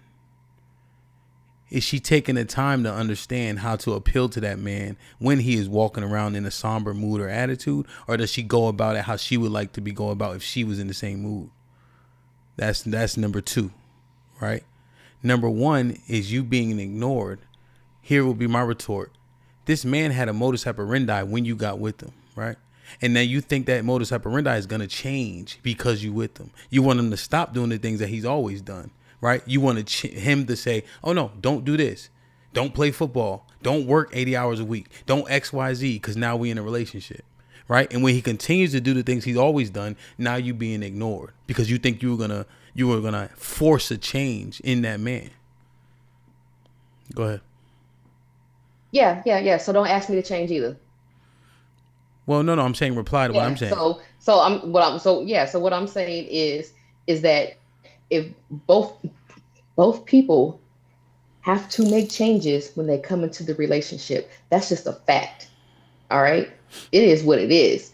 I didn't make the rules. That's just how it is. I agree. You want to be cohesive with somebody. I agree. Right. That's not what that is. What are you talking about? Think about this, right? There's a because you're saying being ignored, right? It was all good when I worked 80 hours a week, right? You know, that's what I've been see, because I've seen this happen where the man has a tendency to work in that way, right? Whether it be at work, at his own business, right? Working man, you know? And then inside of the relationship, once everybody's locked in, she wants him to stop being that, you see? And then she'll say, he's working how he always been when I met him, and I'm being ignored. I've seen that happen. Oh yeah, no, I'm not talking about that. Well, which one are you talking about? Which one are you talking about? I'm talking about you are being ignored as far as the only time there is time for y'all is when it's time to have sex. Everything else, any kind of other kind of emotional stuff, non-existent. Ignored. Anytime you want to touch me, it gotta lead up to some fucking, but you can't show me any kind of emotion outside of that. Yeah, you are being ignored. Or if you even present that to him, right? Like, hey, you kind of going ahead and, All right, well, let's stay right there. Let me edify you on the sex thing. All right. Women were trying to tell men how much sex is enough. Remember, we had that conversation. Oh, well, I think 3 days is. So even if he want 5, I think 3 is fine. You know? So think about this, right? Because we always thinking about what we can do and not do. Imagine if you had sex enough. You think that would change the atmosphere? But nah, you reserving sex. I don't feel like it. I'm tired, and when I do it, I'm a starfish. So I got sex on top of mine. What happened if we change that? What would change in terms of being ignored or not? See, I think people. Well, go ahead. Were you about to say something else? That's not how that. No, that's not how it works. Because if you was, there ain't no accountability. That's why. And loving and all that kind of stuff like that, outside of just anytime you touch me, it's about sex or whatever like that, and that disappears, and I present that to you, and now that's ignored. Or how about if we used to go on ahead and have sex at the same rate that you wanted to, and there's other kind of turmoil going on within the relationship, guess what? Yeah, you're going to get that starfish because I'm not going to deny you the pussy because I don't want you to get no outside pussy. But at the same time, you can't expect me, the woman, to go on ahead and be all into it and everything like that. And my head ain't even into it because I don't even like you like that no more. Because guess what? That emotional connection that we used to have is gone now. It ain't even there. Yeah, man, he ain't responsible. And the only time you touching me is because you want to fuck. Well, hold on, Callie. Reconcile this with you saying he ain't responsible for your happiness. Yeah, no shit. Well, not really. Yeah. Kind of what you just said, right? It's actually is shit. Did you hear what you just conveyed? Yeah, that's what I conveyed, that I'm not going to be in the mood to have sex with you like that outside of a starfish if we're not getting the emotional connection. You know why? I mean, I ain't a happy person no more. No, because you're discontent. You're discontent. The person that you are literally... Krishan, think about this. The person that you spend most of your time with, the rest of your life with, that you are tethered to forever, right? You're sitting up here saying, I'm happy outside of that person. Right? Because that's what you just said. That's bullshit. That is bullshit. There's no way you are discontent with the person that you are in a forever relationship with and saying, but I'm happy. No way. No, I am a happy person. No way. No way. Absolutely. I am directly. I know how to have fun outside of the house. I am a causation. I know how to be happy outside of the house. No, we know what a facade is. I'm saying that I am directly and largely responsible for how my wife feels every day. I can make her sad in an instant. I can hurt her feelings faster than anybody else. And I can make her smile equally as efficient. So there's no way you happy unless that man is a catalyst to that. Come on, bro. I'm talking about overall. I ain't talking about in an instance. Stop it, Hamp. Come on now. We talking about overall. I'm just telling you how the person you closest to can change your disposition pretty quickly, right? Yeah. Because I can be totally fine, and then you come to me with some bullshit, and now I'm not happy anymore. That has nothing to do with me being happy overall. I'm just not happy right now. No. That's not how this shit works. Yeah, that is how that works. That's just the same thing with No, well, I was in the midst of talking, right? It doesn't work like that. I didn't hear you, my bad. It's all good. Because happiness is fleeting. You see? It's already a fleeting emotion. So happiness in the moment is happiness. Right? When you're sad, you're not happy. Happiness is moments. That's literally what it is. You see, that's literally what it is because it can be taken in an instance. Can I give a pushback really quick? Sure. Only because. Well, Callie was trying to say something, but no, not to you. Had a delay. It actually would be for you, Callie, because you were just saying that somebody doesn't make your own happiness. So I'm like, if somebody doesn't make your own happiness, then it's almost like if to your point here with the whole having sex, right? You can feel like, okay, well, I don't need you to do it because I make myself happy. I don't need you to give me the sex. Almost like that. I guess you were trying to give her like the pushback Hamp. So I was kind of sort of seeing it where it's like you did just say that they don't need you to make you happy and vice versa because you're happy by yourself. So I just want to kind of say that part. No, they said that that's not their responsibility. What? And I accepted it. What, Kelly? I accepted that it's not a man's responsibility to make me happy. Who said that? Men. Who? That is unrealistic. To think that I am not a very substantive catalyst to how you emote and feel every day. That makes no sense. If you can disrupt my peace, you can also accentuate it. I mean, come on, it's unrealistic. What are we saying? Okay, well, I bought it, so I believed him. I know, but Cal, when we think about it logically, you know what I'm saying? Like, oh, well, they're more logical. Sorry, who's they? Men. Okay. I mean, that's true. But if you saying I'm more logical than the person who's illogical, that's not nothing to write home about. No, but what? I'm just a girl. I'm just saying. Yeah, I went with the more logical species. Sorry. This is tough, man. These streets is mean, son. Last time I heard I'm sorry, I believed them. Last time I heard these streets is mean, it was in a car full of guns.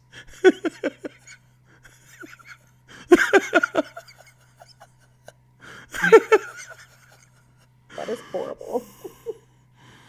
You know, I just say, okay, well, I guess I'm wrong then. All right, bet it's not their responsibility or whatever like that.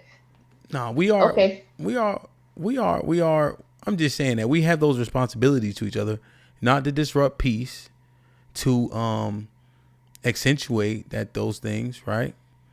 And we add to all those parts. I mean, that shit is. It makes sense. Every day with a nigga, and he ain't responsible for none of your happiness. Shit don't make no sense. You know? That shit don't make no sense. I try to tell him, yo, add to his piece with what you would refer to as I don't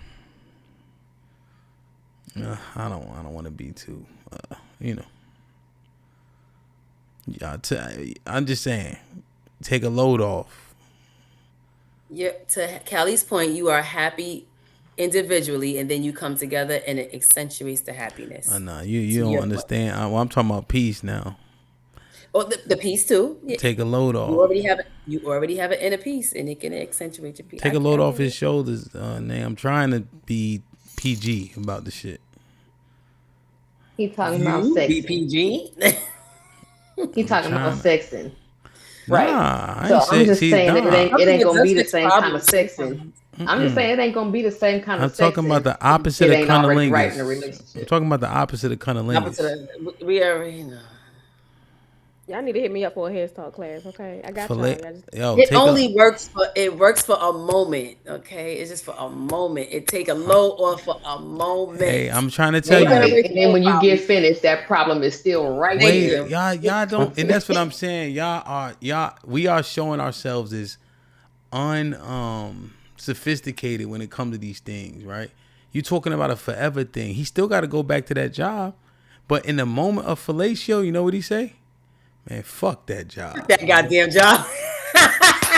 Because happiness is several, just, you know what I'm saying? That trip was fire. We had fun here. I was happy. Like, that's what it is. It's a compilation of these things. But then what ends up happening is just the focal point of the relationship is based on sex. And you have no depth to it. Nah. Think about it, right? Because that is your moment, right? And then now he relieved the stress, whatever. Now, babe, so what's on your mind? You'd be surprised. You'd be surprised how to open people up. I'm just giving one obvious way. You know what I'm saying? Like with her, right? It may not be the sexual aspect, you know? But when the last time she got her feet rubbed, and I don't know if y'all niggas ever got y'all feet rubbed, but I just, like, we don't understand, like, these affections. And the key is, Do the things how she wants them to be done. See, that's the part that I think y'all are ignoring, right? I'm telling you to do what he wants to relieve his stress. You want to do what you want to do. Nah, do what he wants to do. He wants you to do, and vice versa. Love languages then, Hemp. That's what you're talking about. Yeah, whatever the gay book said. Language stuff. And Not the gay. Ain't nothing wrong with that though. But ain't nothing wrong with that at all. Yeah, but here's what happened, Callie. When I start talking about the fellatio, you're like, oh, it's just sex. No, nigga. Oh, it's just sex. Do the Tony the Tiger. You got the negative disposition. But if that make him feel better in that moment, then he open up to you. That's what you do. Yeah, I didn't say nothing about not doing it. But I seen how you said it. Come on, my heart. I seen how you said it. You was trying to be incognito, and I was like, he talking about sex. He talking about sexing. Man, I wasn't like, oh, he talking about sexing. This my man's like, I don't know this nigga. Come on, man. Whatever, man. Hey, I know what your face mean when you moving all that around, moving around and all that cocoa butter on your face. Your mom got you dressed this morning. You remember how your mom used to stand behind you and put the load so you couldn't move? Oh yeah, yeah, exactly. Can't breathe and stuff because you keep on going like this on your nose. Yeah. Yo, but it's like, yo, we got the game fucked up. Callie, that second one you said, did we walk that one down in? Not even down, I'm saying into the conversation. You said, I answered it first, but it was the thing you said second. You said it was the being ignored, and then you said the second one was man, somebody rewind real quick. Not you guys. Somebody. Yeah, rewind it, please. Okay. She said being ignored, and then it was damn. Somebody will get it if they rewind. Not wanting to be comforted the way that she's trying to comfort. Yeah. Oh yeah, no, yeah. Okay, so the comfort we part, just kind of addressing that. Yeah, slapping the hand away. Yeah, slapping the hand away. We kind of addressed it in the same thing. So we did just address it, right? You know, I swear, bro. Sort of, kind of, unless until you ask them exactly, what can I do for you, and it's like nothing. I'm like, okay, well, that's how we answer. All right, fine. But here's the thing, Cal. This is how we answer questions, though. Albeit poor communication, this is how we answer questions. It's better for me to be fine than have to explain something and you not get it or not do nothing about it. I'd rather just be fine. If you trying to make me feel better based on how I would make you feel better. Okay. All right. So, what I'm saying? They say fine, right? And they still walking around the house with this effed up attitude, aura, what have you. And now you over here, now that shit is oozing off onto you. And then, the same thing happens Riverside, right? But yeah, I'm not finna sit here and just be all bubbly and everything like that towards you or whatever. And you know what I'm saying? I'm talking to a daggone brick wall. So yeah, I'm gonna just leave you alone. And eventually what's gonna happen is, oh, he like that? Okay, I'm gonna just leave him alone. And now it's like, well, dang, I'm coming around here and I'm walking around and she ain't even trying to figure out what's wrong with me. She don't even care. Well, guess what? Yeah, you taught me not to mess with you. Or you taught me, you informed me by your behavior, by me reaching out to you, not to reach out to you. So now it's looking like I don't even care when actually I did give a fuck. And you told me not to. Ugh. Hold on. Is that just walking around here like hold on, y'all. Let me finish dodging this windmill that she just did. Okay. Go ahead, Becca. I'm done. I just was moving. Sally, so I just have a quick question. Is it right for us to understand that somebody needs time to, let's say this, interrupting somebody's time to kind of move past something, like a moment? Is it right for us to hold on to each of those moments when they felt type of way and just needed space at the moment. And then we kind of just bring that all together, and then we say it's happened, so many times that they needed space, or that they've, reacted like this right after a fight. Is it wrong for us to hold on to that, or are we keeping tabs? You talking to me? You talking to him? No, I'm sorry, Callie. I was talking to you. Yeah, I was asking you the question as far as like what you're saying. No, it's learned behavior. Because I'm not finna sit up here and, you know what I'm saying? You're not finna sit up here and what's the word that I'm looking for? I'm trying not to be a complete asshole. But yeah, I try and reach out. You say you want me to leave you alone. That's cool, right? And I'm not even talking about just like no fight or nothing like that. It ain't even gotta be a fight between us. I wasn't even talking about that. That wasn't even on the brain. I'm talking about something's going on with you outside of this house. I'm trying to help you, right? Or I'm trying to reach out and comfort you, try to see what's wrong. What can I do to make you feel better? And then it's always, I'm cool, right? I don't want to talk about it. And you walk around here with this little attitude and everything like that. Fine, cool. I'm going to leave you alone. That happens all the time. Now I know what it is. You want to be left alone. I'm going to leave you alone. But then don't turn around and say, she don't even care that something's bothering me. Don't do that. Yeah, I don't act like I don't care because you told me how to treat you when something's wrong with you. Okay. Low key agree with Kelly. What'd you say? I said I low key agree with that. It's like you trained me how to be. Like I'm trying to be nice, and you're like giving me like the F you. All right, I'm gonna just chill. So I get it. I get what she's saying, but I feel like I know where you're going to, Becca. Go ahead. Yeah, I'm doing what you want me to do, which is leave you alone. Man.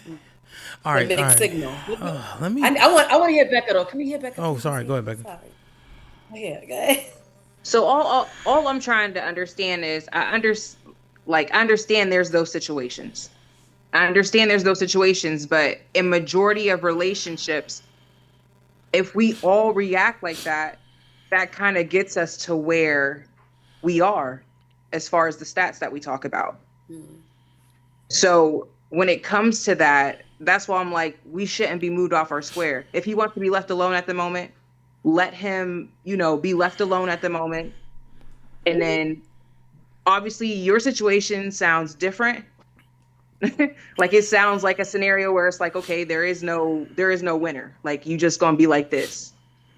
But I don't think that's the majority of the relationships that everybody's talking about as far as how do you behave to your spouse when things are difficult or whatever the case may be. You just learn who you're with.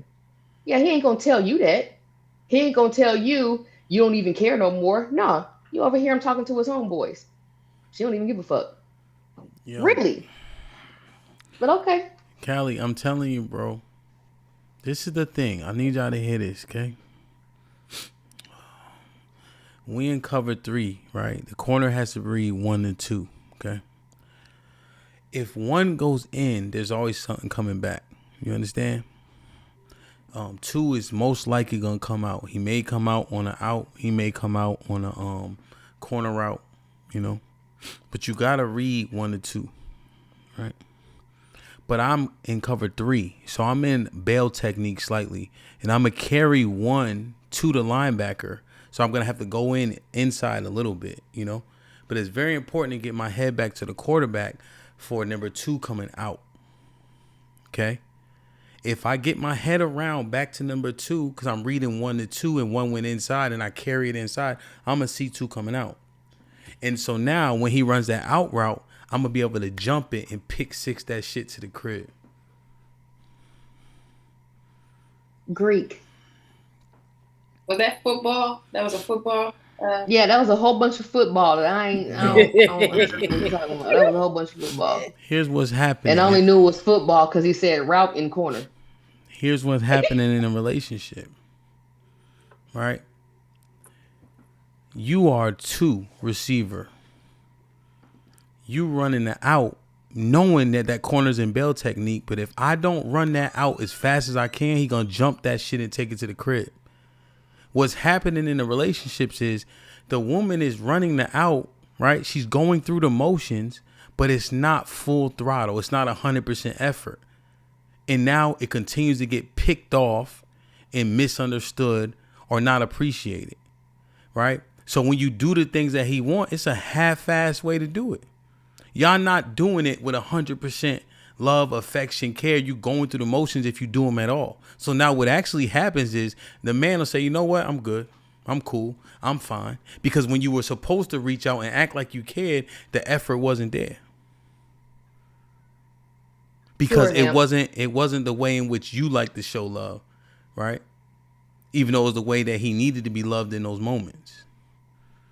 If we talking real, let's keep it tall.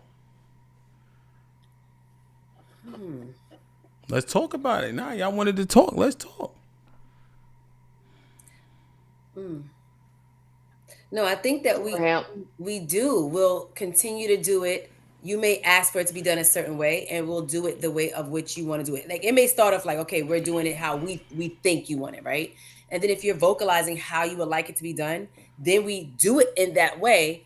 But then sometimes it still may not be good enough, right? And it could be something else that's outside of us, and we don't know that. And then after a while, I say, okay, I'm tired of trying. That's a mixed signal. I'm tired of trying to do it different ways. Like when I'm not doing it a certain way, you're mad. When I am doing it a certain way, you're mad. So what is it? So then, to Callie's point, we're like, all right, cool. Nay, I'm cool on you. This what the people do. This what they do, Nay. They do it half-assed. So you say, you know what? Forget it. I'll get somebody else to do it. Okay. Right? No, I have guys that work for me that I can't depend on to do certain things. Right? But they still get paid their same rate. They just get asked to do less. And they don't mind that. You see? It's almost like they do it purposely so that you don't ask them no more. See, that's how it actually resonates. We ask for a thing, you go through the motions of doing it, but we know that you know that wasn't full-on effort, and therefore, I say, fuck it. I ain't even asking no more. I'm always fine. Because, in mid-sentence, right? So now, as opposed to me saying, I want the thing, right? Because we discussed that you did it half-assed the first time. I'd rather just not even ask for it. Then what is the purpose of the relationship? Then you go like this, to Callie's point. Everybody put 100 in 100. But don't give me 50. Hold on. This is the last part, Nate. Don't give me 50% when I actually let you in and then expect to be let in again. Because that's already something I'm not good at doing. That's the assumption that it's half-ass effort. That's the assumption. What you mean? I had a massage before. I know a trash-ass massage when I get one. Just because it's trash, though, that means that she's not good at it. I don't mean she ain't putting in 100% effort in trying to please you in doing so. You know what's crazy? Y'all study everything else on YouTube University, on TikTok University. Now all of a sudden you can't study how to give a massage. Put them in the bathroom. No, I watched the YouTube University shits. And you don't like it. That don't have anything to do with not putting in 100% effort. That's the assumption, and that goes on both ends too. Hey, I really don't think y'all understand that. People know, bro. People know when you're not giving full effort. People know that shit. They know you when can tell the difference. them. Yeah, for sure. That's what I'm saying. Like this, Callie. I go and walk in the park. Well, no. We on some Huggy Bear shit. I go walk in the park, right? You like walks in the park. I'm sucking my teeth. This nigga, man. These fucking ducks can't even fly. Fuck out of here. Right? Nigga, stay home, nigga. Right? But you still actually want me to go, but not no more. And I act like that so you don't ask me. Come on, son. Like, yo. Yeah, I mean, look, HAMP, I already know about some weaponized incompetence, all right? Just trust. I know about some weaponized incompetence. Mm-hmm. So they don't ask no more. I'm not even on that. I'm not even on that shit. Yeah, but you know what I'm saying, right? Yeah. I walk slow. I drag my feet. You feeding the ducks. Mm-hmm. Oh, babe, I'm throwing the seeds in the grass as opposed to in the pond. You know what? I ain't asked you to come no more. Niggas jumping for joy in this side. Mm-hmm. Same thing with the massages. Gotcha. No, because that actually takes skill. No. That takes skill. It does. If I look back and she's sweating, at least she trying. God damn it. Now she's sweating. Yeah, real shit. If my wife give me a massage, she got. I'm dense. Y'all know that. I'm dense as hell. You need a jackhammer, damn near. You know what I'm saying? Yeah, little nugget. Yeah. So this shit right here, Callie ain't gonna get it. You gotta, you know what I'm saying? Gotta go to work on my. You gotta go to work on Myron's feet.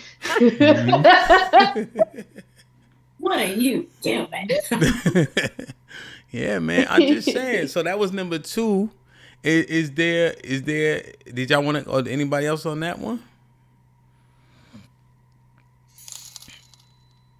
On which one about going to work? Like when you're doing what you're doing, giving 100%. Is that the question? Say it more. I'm sorry. Was that what we're talking about? Giving 100% in whatever you're doing? Well, yeah, that was the whole like effort, letting people in, why we don't get let in, the things that can allow a person or make a person comfortable enough to open that door, and when we get an opportunity, we don't make the most of it. We take the person we with for granted so often, right? You never go to a job on the first day, right? Or to get that raise or to get a promotion and be just going through the motions, right? But the person that we spend our most time with, we go through the motions. We take them for granted. We don't appreciate them. I got a question. Yes, ma'am.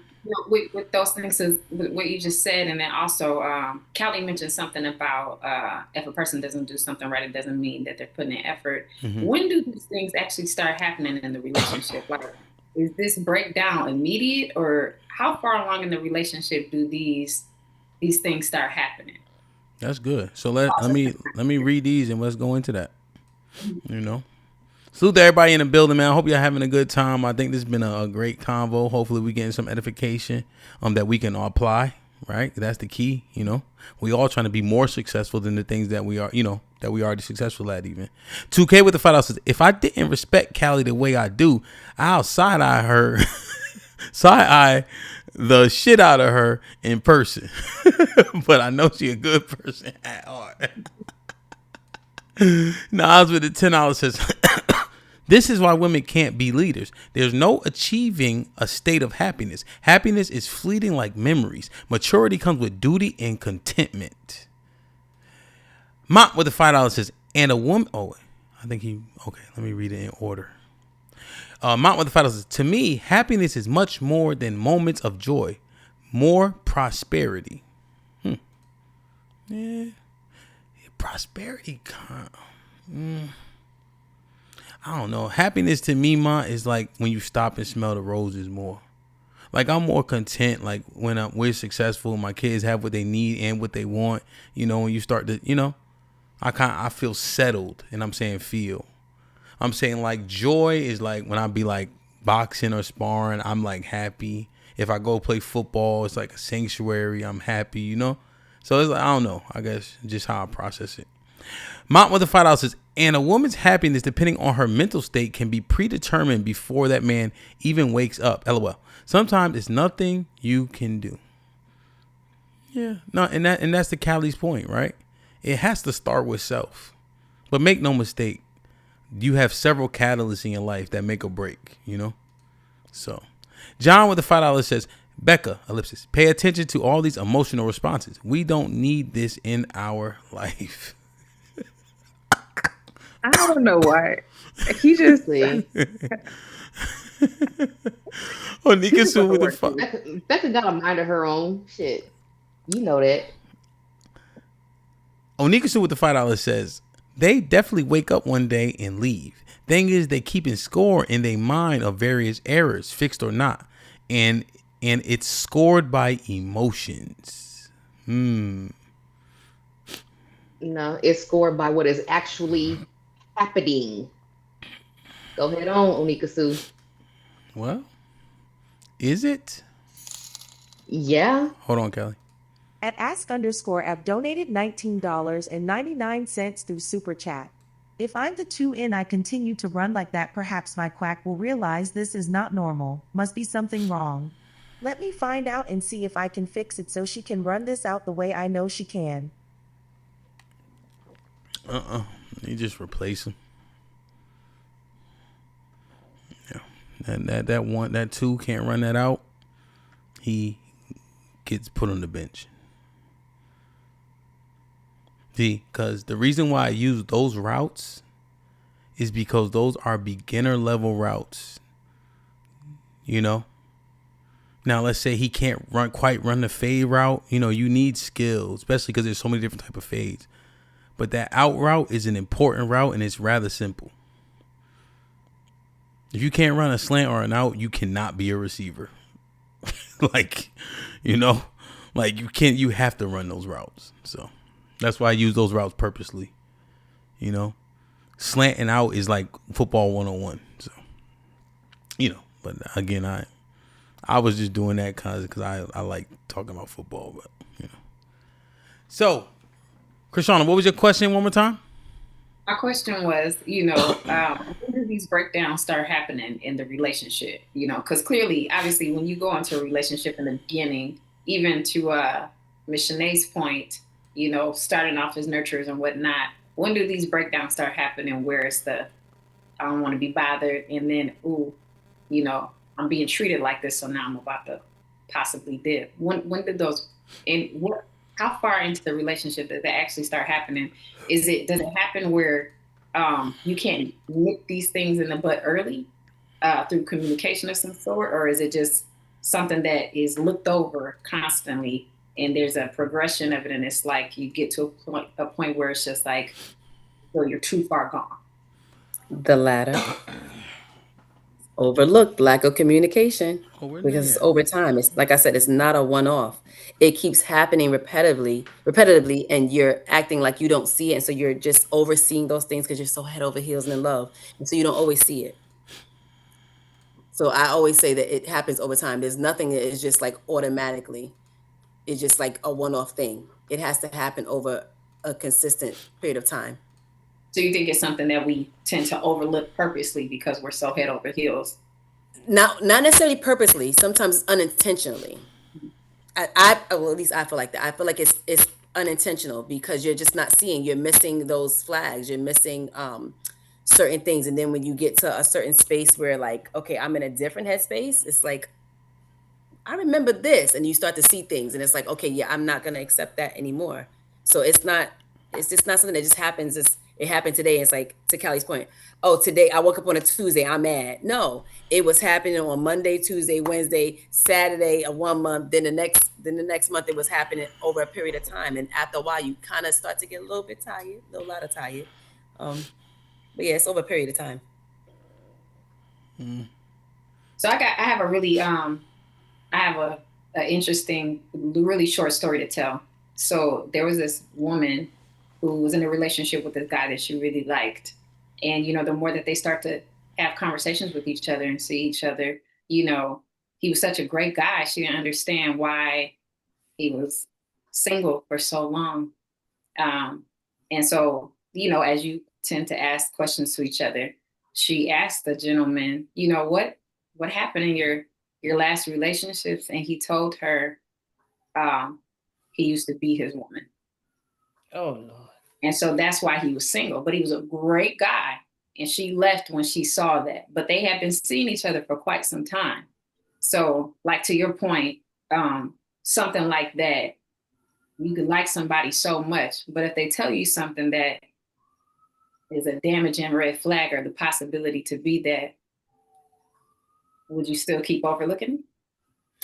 So then in that case, yeah, I guess Yeah. I get what you're saying. Then that could be something where you're like, I'm going to intentionally overlook because, like, oh, he's not going to be like that with me because I'm different. I can change him. So yeah, no, it's probably like you're comparing other relationships.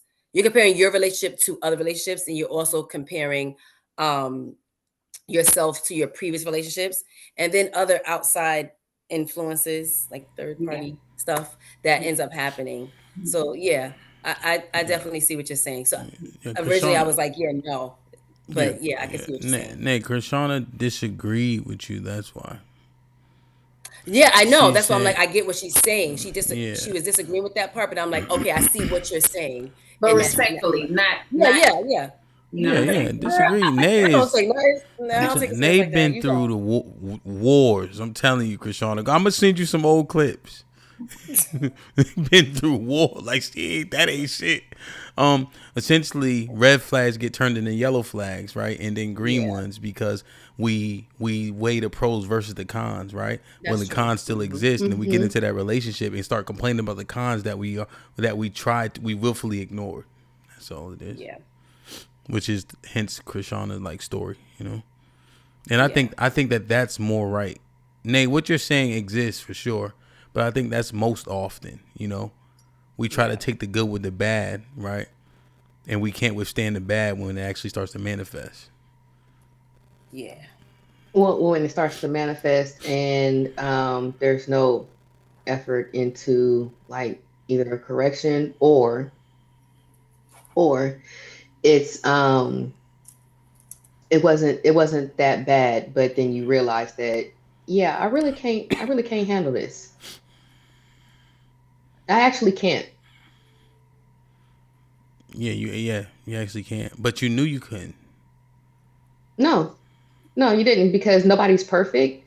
And as far as the hierarchy of shits or whatever like that, it was lower on that totem pole. So it wasn't high up here, like, you know what I'm saying, beaten and no stuff like that. He beat his previous people or nothing like that. But it's more so little things like all like down here, like as far as like if you say 1 through 10, it's down here at like number 7. It's in that number 7 because we wanted it to be, right? But here's what I'm saying, and I'm saying but on purpose. But if you end up leaving, it shouldn't have been number 10. We make it number 10 because we want to put the things we want ahead of it. How often is our totem pole accurate when we're pursuing people who we want to be with? What do we put up at the top? Aesthetics? Sound like it's already upside down. I was gonna say it's kind of interchangeable, because things that you feel like I would allow that, then all of a sudden you're like, well, no. To your point, Krishana, like then you start to kind of change it, and it's like, okay, now you are overlooking it. So that's why I said I get what you were saying. I was like, oh yeah, no. Yes, although it's unintentional, you really do. But then after a while, when you kind of it's intentional, Nay. You were right, Nay. Remember you said, because you heard this one, as long as he mean to everybody else but me, huh? You say as long as what? He mean to everybody else but me. You heard that one before? Yeah. Come on, nigga. Because you think that you're changing them. Yeah, that does happen. He's gonna be mean to you too. It's gonna happen, right? Like that, like. But we be saying, "Oh, that's how everybody." Nah, it's gonna be you. Yeah. Sooner or later. Remember him? That's true. Remember when I gave you the other one? You know what I'm saying? It was talking about you don't want your, not you personally, but talking about just men in general. You don't want your girl to be nice to everybody. And I was like, well, you want her to be nice to you, right? Mm-hmm. Yeah, so she's a nice person. She's going to be nice to other people. But he being like not overly nice, not like to the point of almost like flirtation. No, you do all that flirting for me. No, flirting is flirting. Yes, but sometimes guys can look at you being nice as being too nice, and to the point it's flirtatious. But that could be your natural aura, and people just may think that you're flirting. You're not really flirting. No, that's just some people. That's bullshit too. Yeah, niggas think you flirting just because you say hi, nigga. But you know what I'm saying? That's crazy. Say hi to nobody. Float, guys. That high ain't giving you. What's the point of the high? What you talking about? He said hi to me, so I'm be like, hello. Like, what are we talking about? Him? We're not supposed to say hi. We're not supposed to return no highs. Yo, goodbye. It's my thing. You with one person forever. You do the things you need to do to mitigate. Listen, let me explain something to y'all. You from California, innit? Mm-hmm. Niggas will kill you. Niggas will kill you over a street sign. Niggas will kill you over a building that the government owns. Men are territorial, but y'all be sitting around here acting like, oh, that's too much. The nigga will kill you over 63rd. Think No, about so be this. mean to That's the everybody hold else on, and don't be Kelly, mean to because me. you gotta let me get it. the I'll be whole nice thing. to you and I'll be mean to everybody else. No, but here's what I'm telling you, right? Niggas be dead serious. Niggas despise any nigga you was with before him. I don't give a fuck what niggas say. Niggas hate every restaurant you went to with that nigga. Niggas hate the sneakers you bought them. All types of shit. Niggas is dying over blocks they don't own. Men are very territorial.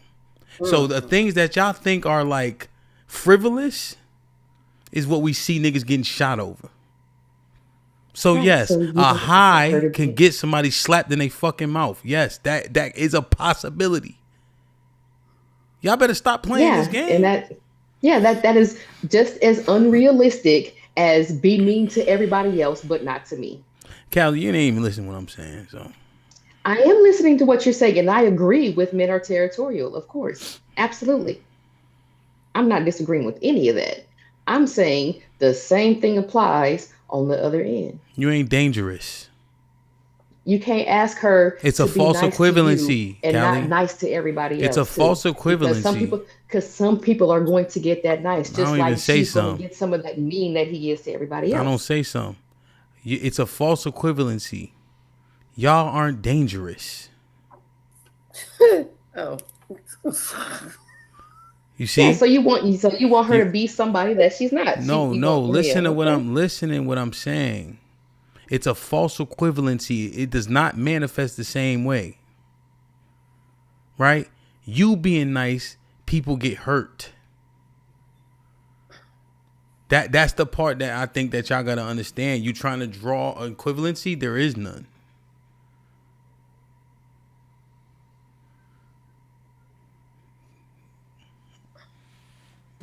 Fuck it, man. If she is a nice person, she's a nice person.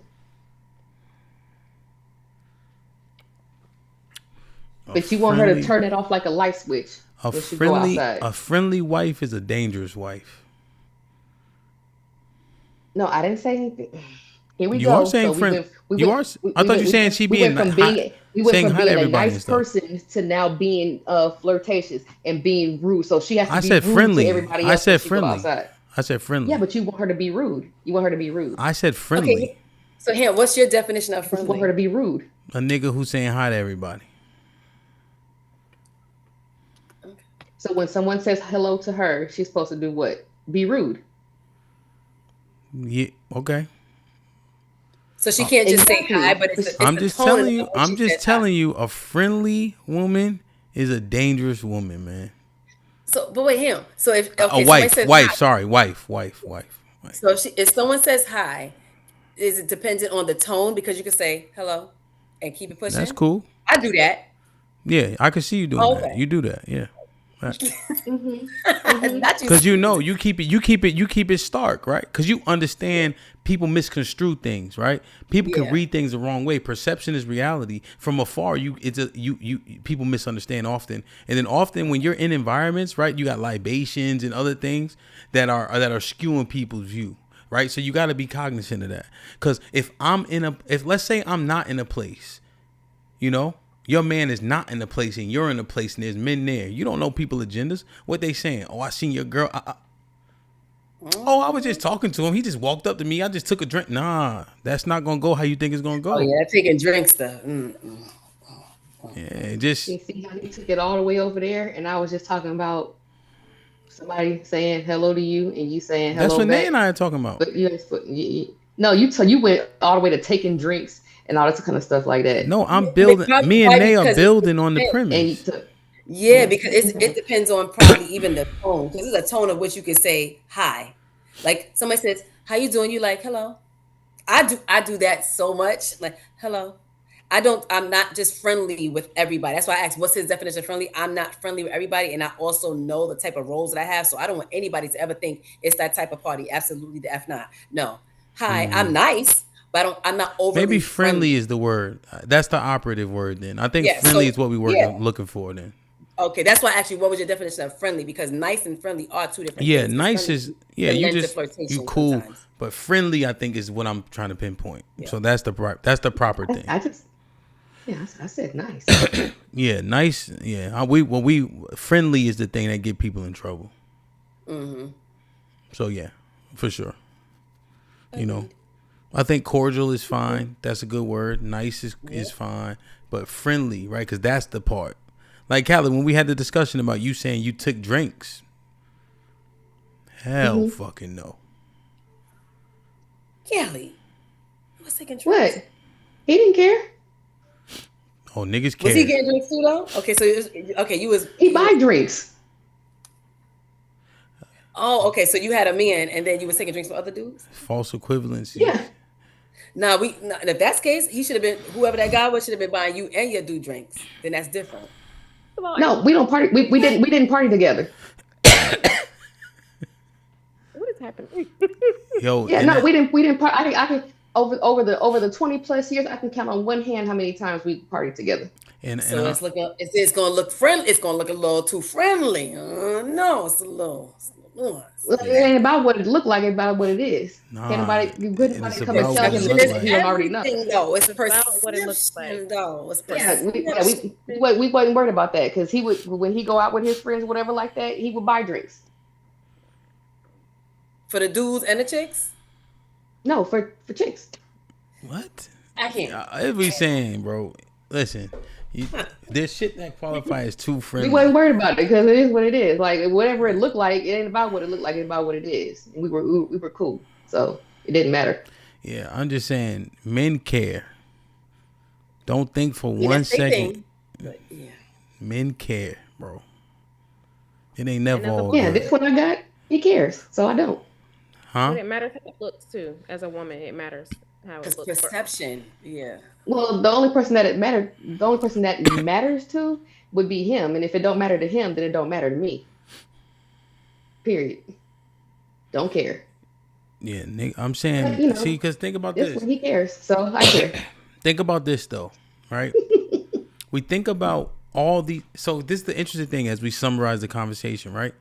We think about why we get to a place being ignored, people not wanting to share, right? He's fine, right? Why are these things happening? Because niggas fucking care, right? But we aren't very expressive. I'm just letting y'all know, niggas care about all that shit. So, Hamp, your point is basically, even if a person or even if a man says that he doesn't care or he may present himself as being cool, we should care enough to care about what he looks like, even if he's given us permission to. Yeah, I think, the placating, acquiescing, that happens, right? I just think we have to be realistic. Okay. We have to be honest about, the things that make people actually uncomfortable. Mm-hmm. So just because you get a yes, that don't, come on. Understood. That makes sense, because that's what I was wondering with the relationships, before they get to the point of breakdown. What are the things that cause this? So that was what you said was an example of. Yeah, like the buildup of a thing. Like even if like for us, right? Just because we just been talking, like the sex thing, right? There are a subset of women, I believe, who won't say no. I think it's the minority of women who won't say no, right, to her husband or whatever, right? But if she under the weather or she had a tough day or she not feeling it or something's off, right? Right? Then you be cognizant of that. She not gonna say no, right? But there's levels to the no and what it feel like, and you should know that person enough to say, you know what I mean? Give it a break or give it a moment or give it a rest. You know what I'm saying? Like just in terms of like.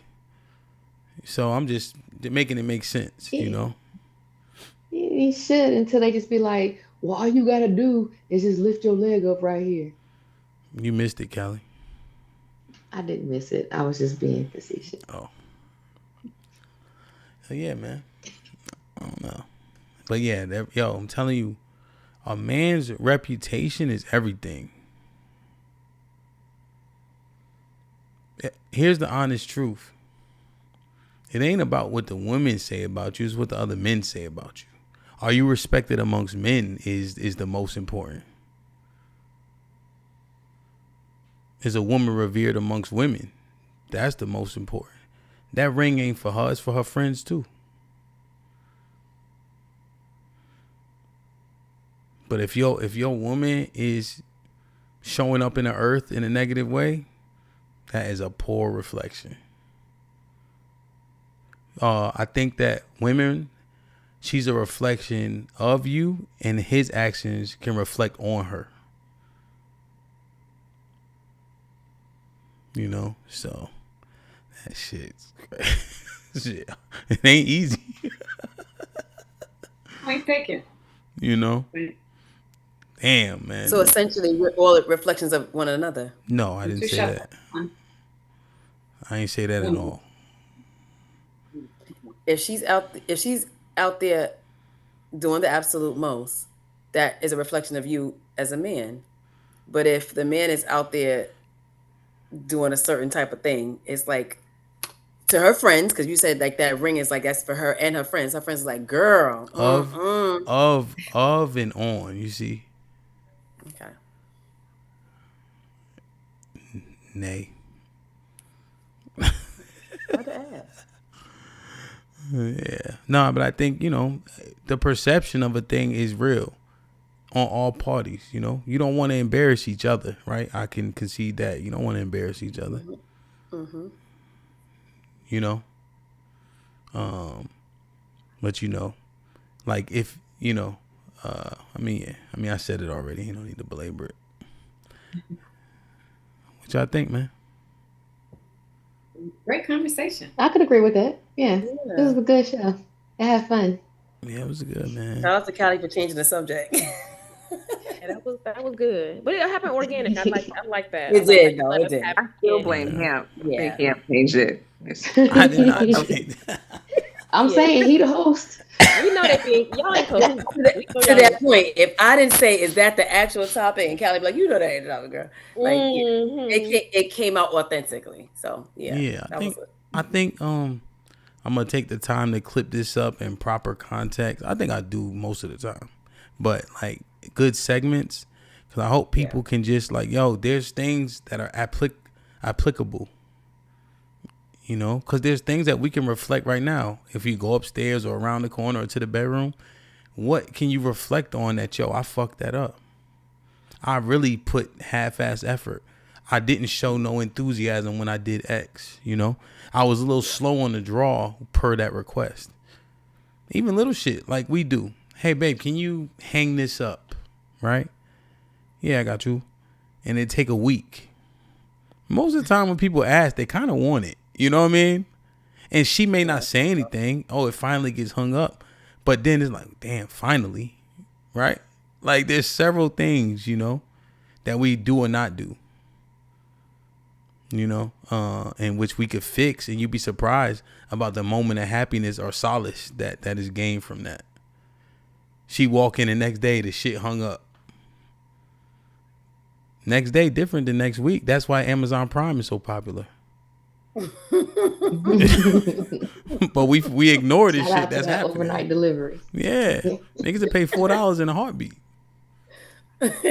Shit, 4 a.m. to 7 a.m. I have before work. I got my new charger. Got my new case. Yeah. So question, Hamp, and this is like pertaining to me, right? So good question. Would that make me masculine if I go on ahead and I just do it and I stop asking for shit? Do what? I mean, it's whatever. Can you hang this up? And you hang it up? Replace this car battery? No. You know what I'm saying? It would make you handy. It would make you masculine. Okay. Every 28 days, you damn near die. Well, not die, but every 28 days, yeah. Come on. We had a discussion about that in the Discord. That blood is not coming from our veins. Type of we don't know. But what you call it? Yeah. Everyone needs to stop asking for shit because it ain't gonna happen. It might all be like dope. Yeah. But you mean stop asking for stuff? 800 milligram Motrins. Well, I think when you said stop asking for just do it yourself, I think there's truth to men want to feel, and I'm saying feel, needed by that woman. Mm-hmm. But I think that's why the timeliness matters. All right. Because you take too long, I just do it myself. Even like, I was asking my wife to do something regarding like social media or something or YouTube. But I'm kind of like a little bit, like I want stuff to be done in a timely fashion. Or else I'll just go do it, you know? But I may not be clear with the timeliness of it. I just have it in my head that when I make the request, there's so much time that should pass before it gets done. But I may not just communicate it clearly, and then I'll just do it instead. But then the person that's trying to help you, but you didn't give clear instruction or you didn't set agreed upon expectations, now they feel like, well, damn. You know, so there's a lot of lost in translation because we not being, how you say, clear with what our expectations are. So yeah, I can agree with that for sure.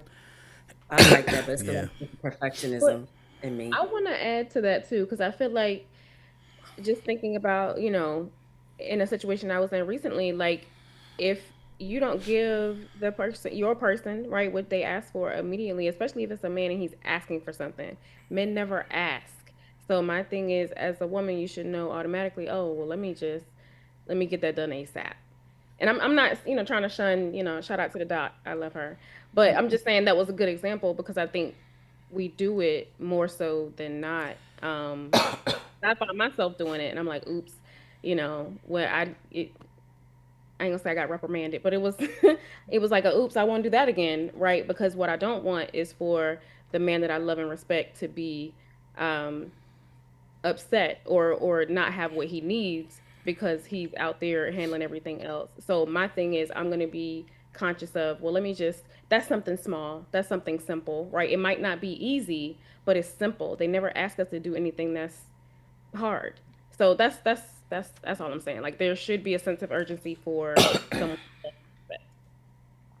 Also, it could be dependent on just know your person, because you can know if they say something, if it's like, okay, it's the way they're saying it. It's like it's a sense of urgency. Right. You just know them. Yeah, You like get to pick know up them, on the like, okay, cue. I know what they mean by that, and so you just automatically do it. It could be like they mean do it like right now, or they mean okay, it can kind of delay a little bit, maybe, right? Because to him's point, like a man's not gonna always really say, okay, I really want it done like this or however, but you already know if I don't get this done in a certain period of time, he gonna do it on his own. And like, so you just know that. It's just a matter of knowing your person. Like I know for me, I'm a perfectionist. So I feel like if I say it, it's like I really want it done, but I want it done a certain way.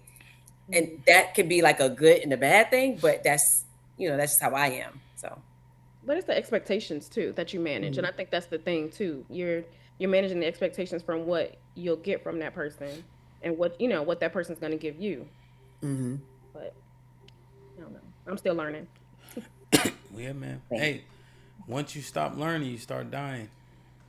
All right. And even to what you guys were saying, at least what I was following, like how we treat each other. There's some scripture that I refer to in Matthew 12 and Luke 6:31, where it just talks about, simple things, just doing unto people how you want them to do to you. In this case, obviously, because we're talking about relationships, do what you want done to you.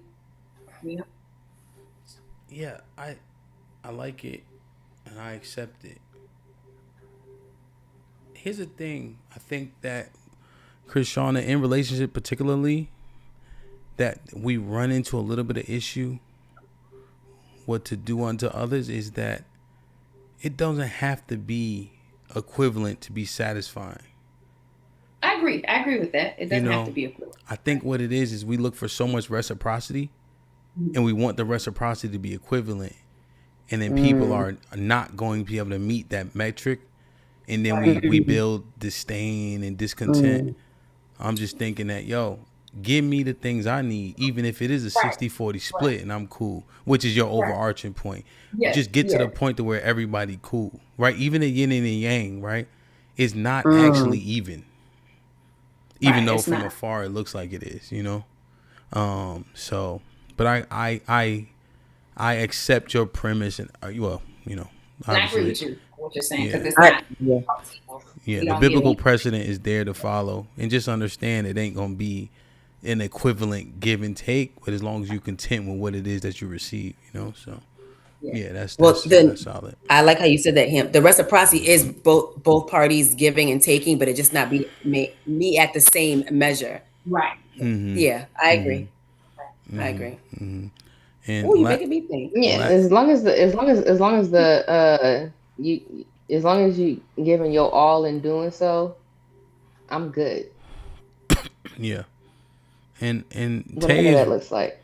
yeah, whatever it looks like, and I think men's requests are a tad bit more simple. You know, I think the expectations heaped upon each party are different. And I also think these broad shoulders are built for that. You know? So those requests, they be fulfilled. I'm telling you, I think most men will be willing to give you the world.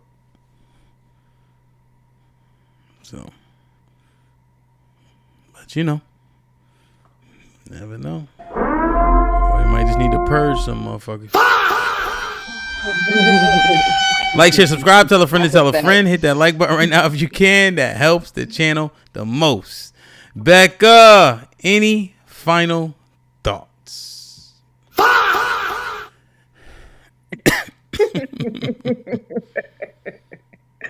No, I think it was definitely a good show, a good talk. I hope,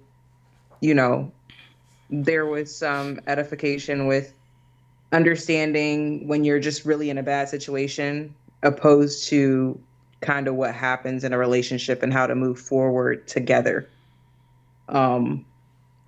Instead of, letting the situation be the relationship. So Yeah. that's the last thing. Yeah.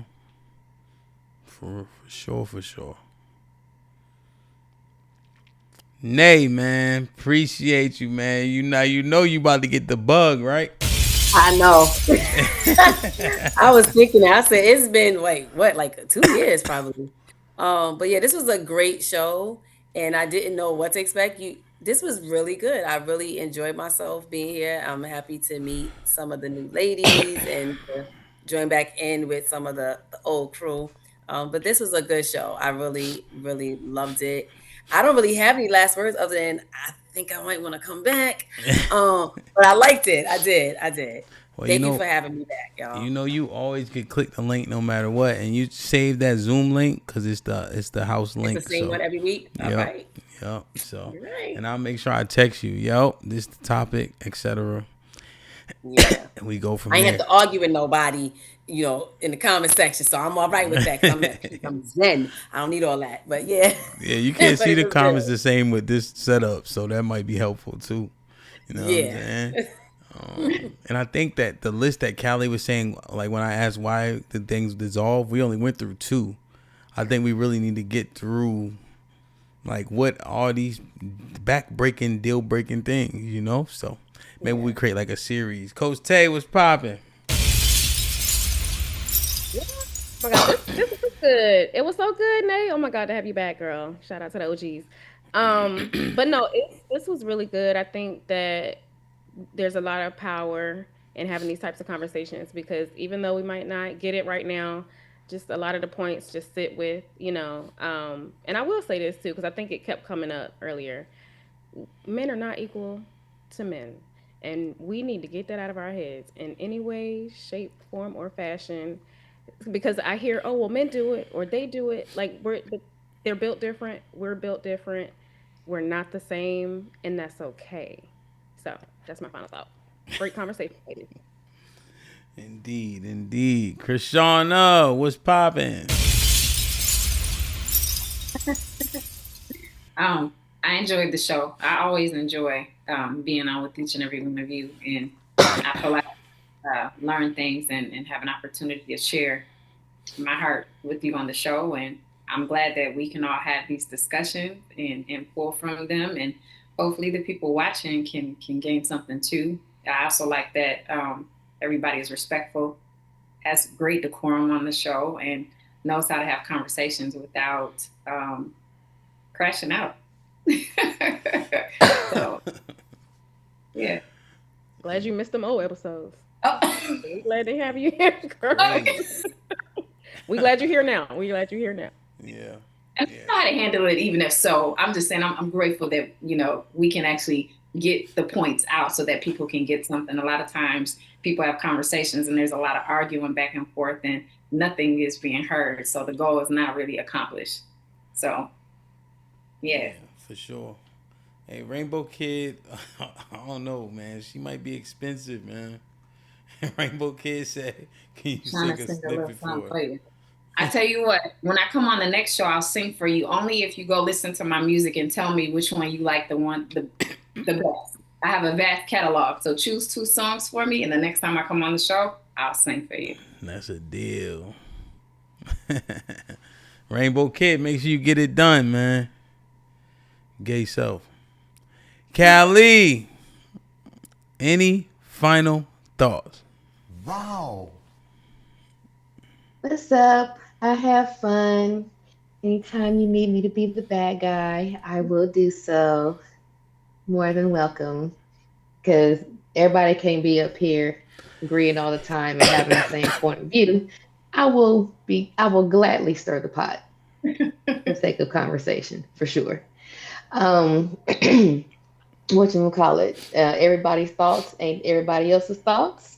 You know what I'm saying? I'm glad we could share, bounce ideas off of each other, and all that kind of stuff. Agree or disagree. I got respect for all of y'all, and it's all good, for sure. Yeah, no, 100%, man. I think this was very fruitful, plentiful. I'm kind of excited to kind of chop this one up. So see what we can see. You know what I'm saying? I think it's a good conversation and a lot to be learned. And as you can see, we working through a lot of shit, man. Hindsight be 20/20. I just wanted to carry our hindsight forward. So I think that this was a hell of a conversation. And so I appreciate it, man, for sure. Damn, man. Anything else? Y'all good? Rainbow Kid, man, make sure you go listen. All right, he said it. Please, yeah. I got you. I would appreciate it.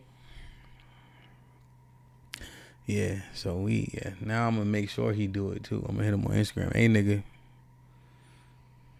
make sure you. I'm excited for that. We're gonna put y'all come to Risky Weekend. It's gonna be fun. Oh yeah.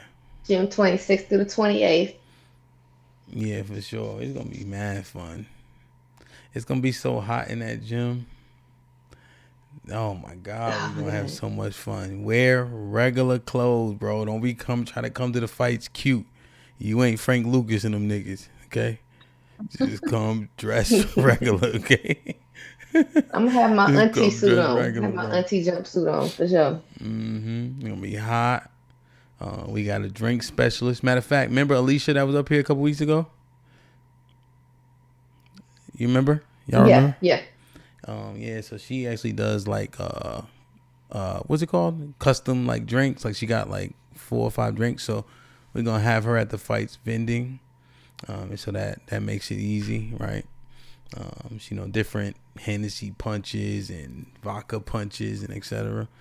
And it's kind of open format, but that'd be cool. And then we're trying to secure this. Food truck gonna be there?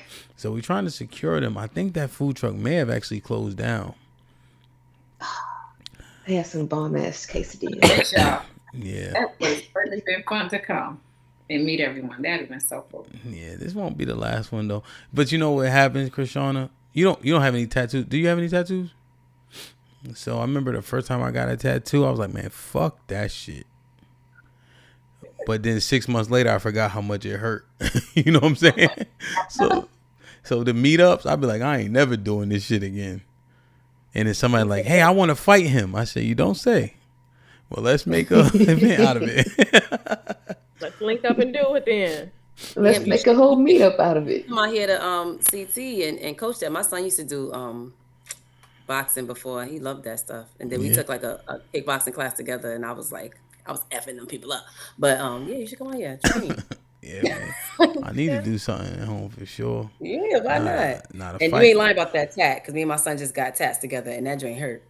Yeah, My they be first hurt. tat, I was screaming. You know what it's like? The meetups is like when y'all have kids. Like my wife, like, I'm good. She's like, I think I want to have another kid. I said, how the fuck you did that?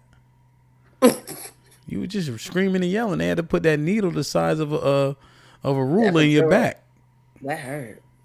That's why Most High made them cute, so we'll forget about that pain. You look at it like, oh, I wouldn't mind doing it again. Yeah. And they smell good too. Yeah. Yeah, they be smelling good. I remember the old school ladies used to. Did y'all ever seen this? Where they like eat the throw up? What? No, I've never seen that. Absolutely. I know they eat the placenta. Nah, man. Yo, they used to do some. Yo, well, remember, that's the same generation that eat dirt and starch. Oh, yeah, the cornstarch. So it makes sense. Nah, not cornstarch. They starch. Like, starch. The white powder starch.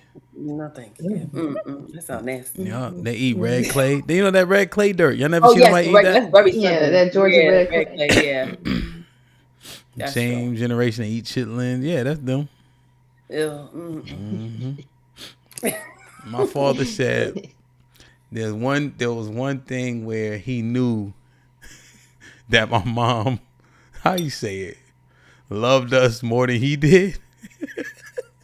He said one time, because I was a fat baby, like real fat baby.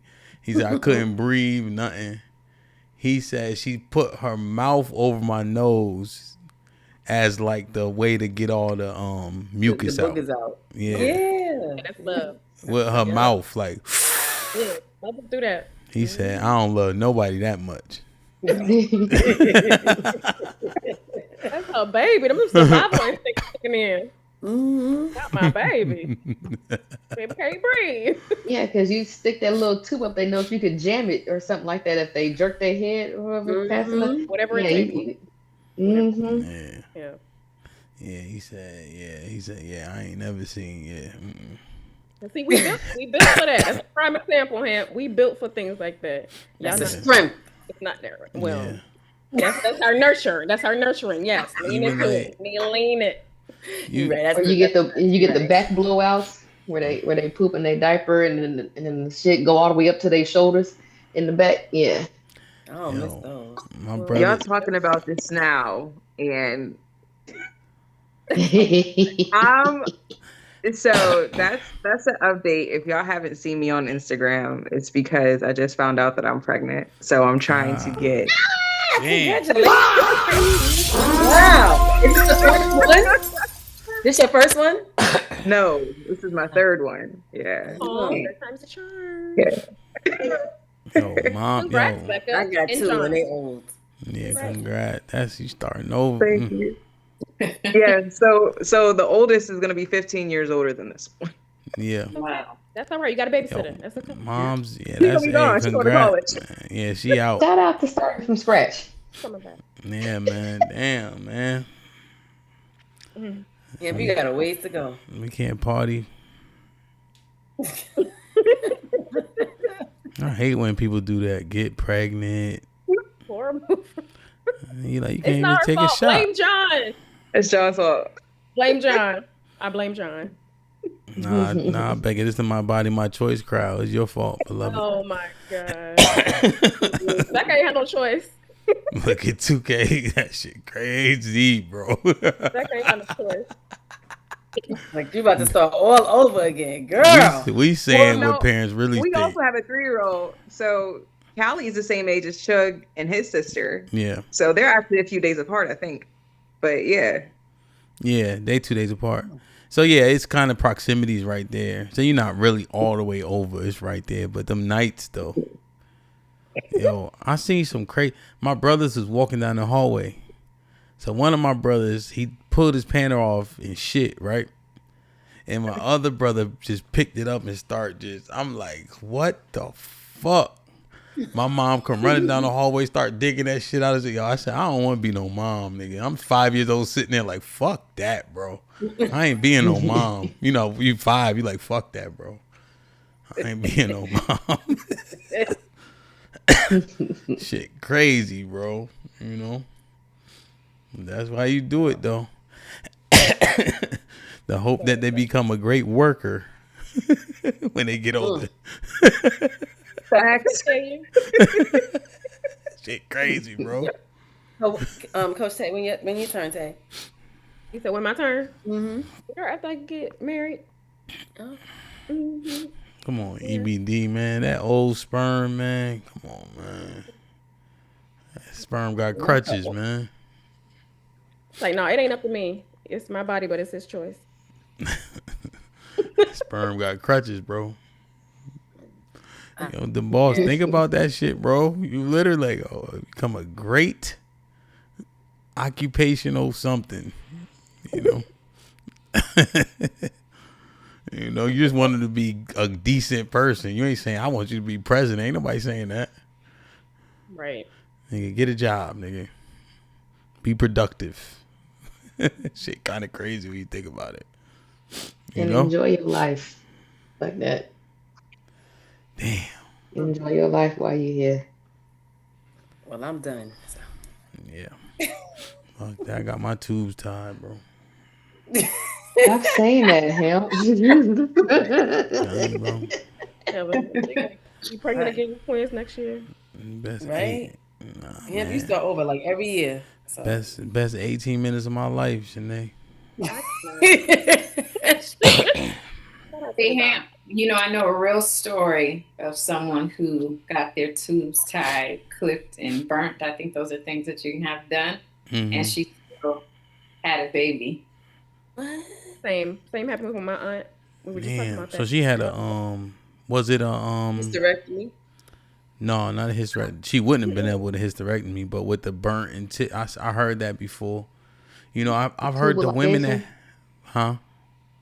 the tubal ligation.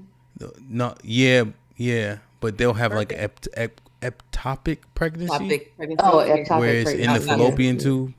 Mm-hmm. You know, yeah, no, it can happen. I mean, I'm, you know, it's when did that happen to me?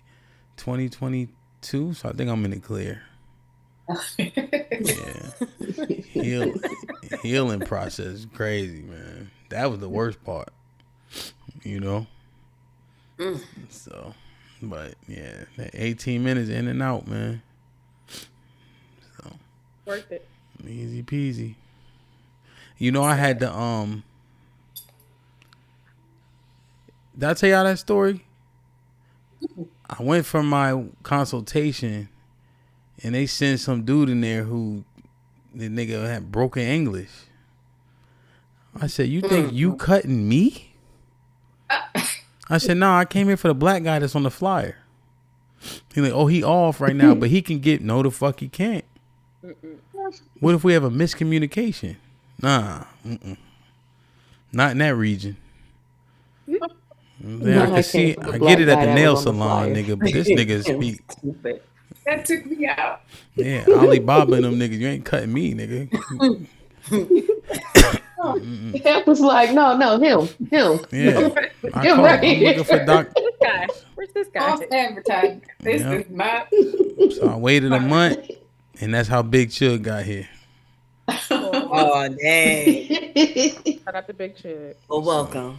Yo, y'all gotta see this guy, man. Oh, if y'all come into Houston, I'm gonna try to bring him somewhere. Well, all of them, but he say, like I said, everybody clean up. This is what he say, not Big Chug, Dad. I'm like, speaking in third person. He like, not Big Chug, Dad. Big Chug didn't make a mess. I'm like, yo, son, you gotta chill. He was trying to get in the shower. Everybody else was in the shower. He's like, Mommy, you forgot baby Hamp. I'm like, yo, my nigga, what, yo? Son. He's about big as me now. He definitely tall as me now. I know he They is. all cute. I think he had like a blowout or something. You posted something like that, like you said, did you shit or something like that? You asked him, and he was like, no. Oh yeah. And next he was like, "But you stink." Oh yeah, I seen that too. That was so cute. He pretty Man of cool. the house. Stink boy. Light skinned niggas, man. Unbelievable. You know what I mean? All right. I'm letting y'all go to bed. Y'all old. I bet y'all go to sleep. I Love Lucy still, huh? Golden Girls. Y'all old Yes. niggas. Turner Television. I actually be listening to preaching messages earlier. I be reading my word. Oh, When you going to sleep? Yeah. Ugh. No, I'm listening. I'm on the proud for a new werewolf smut audiobook. Which one? That's good too, yo. Which one, Callie? Werewolf smut. I finished one. I'm looking for another one now. What is that? Werewolf smut. You know smut. You know smut novels. Like erotic? That sound like a yeah. Like Yeah, Zane? I call it smut though. Like Zane and they them? werewolves. She freaky. Yeah, no, I have an erotic book club. Y'all hit me up. Like Zane books? Like those? Well, Zane was more high school, but kind of. I'm saying that's what Callie referring to, like the Zane stuff. Yeah, well, I think it's a little more risque than that. No, I need to be in my frequencies. I need to be in my never read Erykah Zane. Badu when I go to sleep. Erykah Badu, please. Yeah, I be in my the frequency. I need to be in like another dimension. I need to be zen at peace. Like that's for me. That's I don't want to be because I'm gonna have some good dreams and my dreams tell me a story. Here you go with that. Yeah, shit. you have a good dream. You know, it ain't the people in the book no more. You just replace faces, and your dreams is your face and then your person. Yeah, you know. No. Good night. none of that. Y'all just yeah, you know what? Matter of fact, yeah. Y'all read y'all Bible. Krishana was right. Right. All right, man. We getting out of here, man. Dope show, hell of a show. I need to clip this bad boy up. Ladies, I appreciate y'all, man. I love y'all. This was dope. Get your tickets to Risky Weekend. Join the Discord. This might be risky. We here, man. I love y'all. I appreciate y'all. Be safe and do the right thing, man. Like, share, subscribe. Tell a friend. Yeah, we out. Oh, we can kill all this. We can kill all this. Say like, do you want to be next? Anytime you ready, baby. I was supposed to be there. Ooh, I'm with it. I'm with it. Wait. We can do it. Knocks out everybody and no one can whoop him. That's when that little Cassius Clay from Louisville, Kentucky came up and stopped Sonny Liston, the man who annihilated Floyd Patterson twice. He was going to kill me. He hit harder than George. His reach was longer than George. He's a better boxer than George. And I'm better now than I was when you saw that 22-year-old undeveloped kid running from Sonny Liston. I'm experienced now, professional. Jaw's been broke, been lost, knocked down a couple times. Bad. Been chopping trees. I done something new for this fight. I done wrestled with an alligator. That's right. I have wrestled with an alligator. I done tussled with a whale. I done handcuffed lightning, throw thunder in jail. That's bad. Only last week, I murdered a rock, injured a stone, hospitalized a brick. I'm so mean, I make medicine sick. Man, dude. Fast. Last night, I cut the light off in my bedroom, hit the switch, was in the bed before the room was dark. Incredible. Fast. Incredible. And you, George Foreman, all of you chumps are gonna bow when I whoop him. All of you. I know you got him. I know you got him picked. But the man's in trouble. I'm gonna show you how great I am.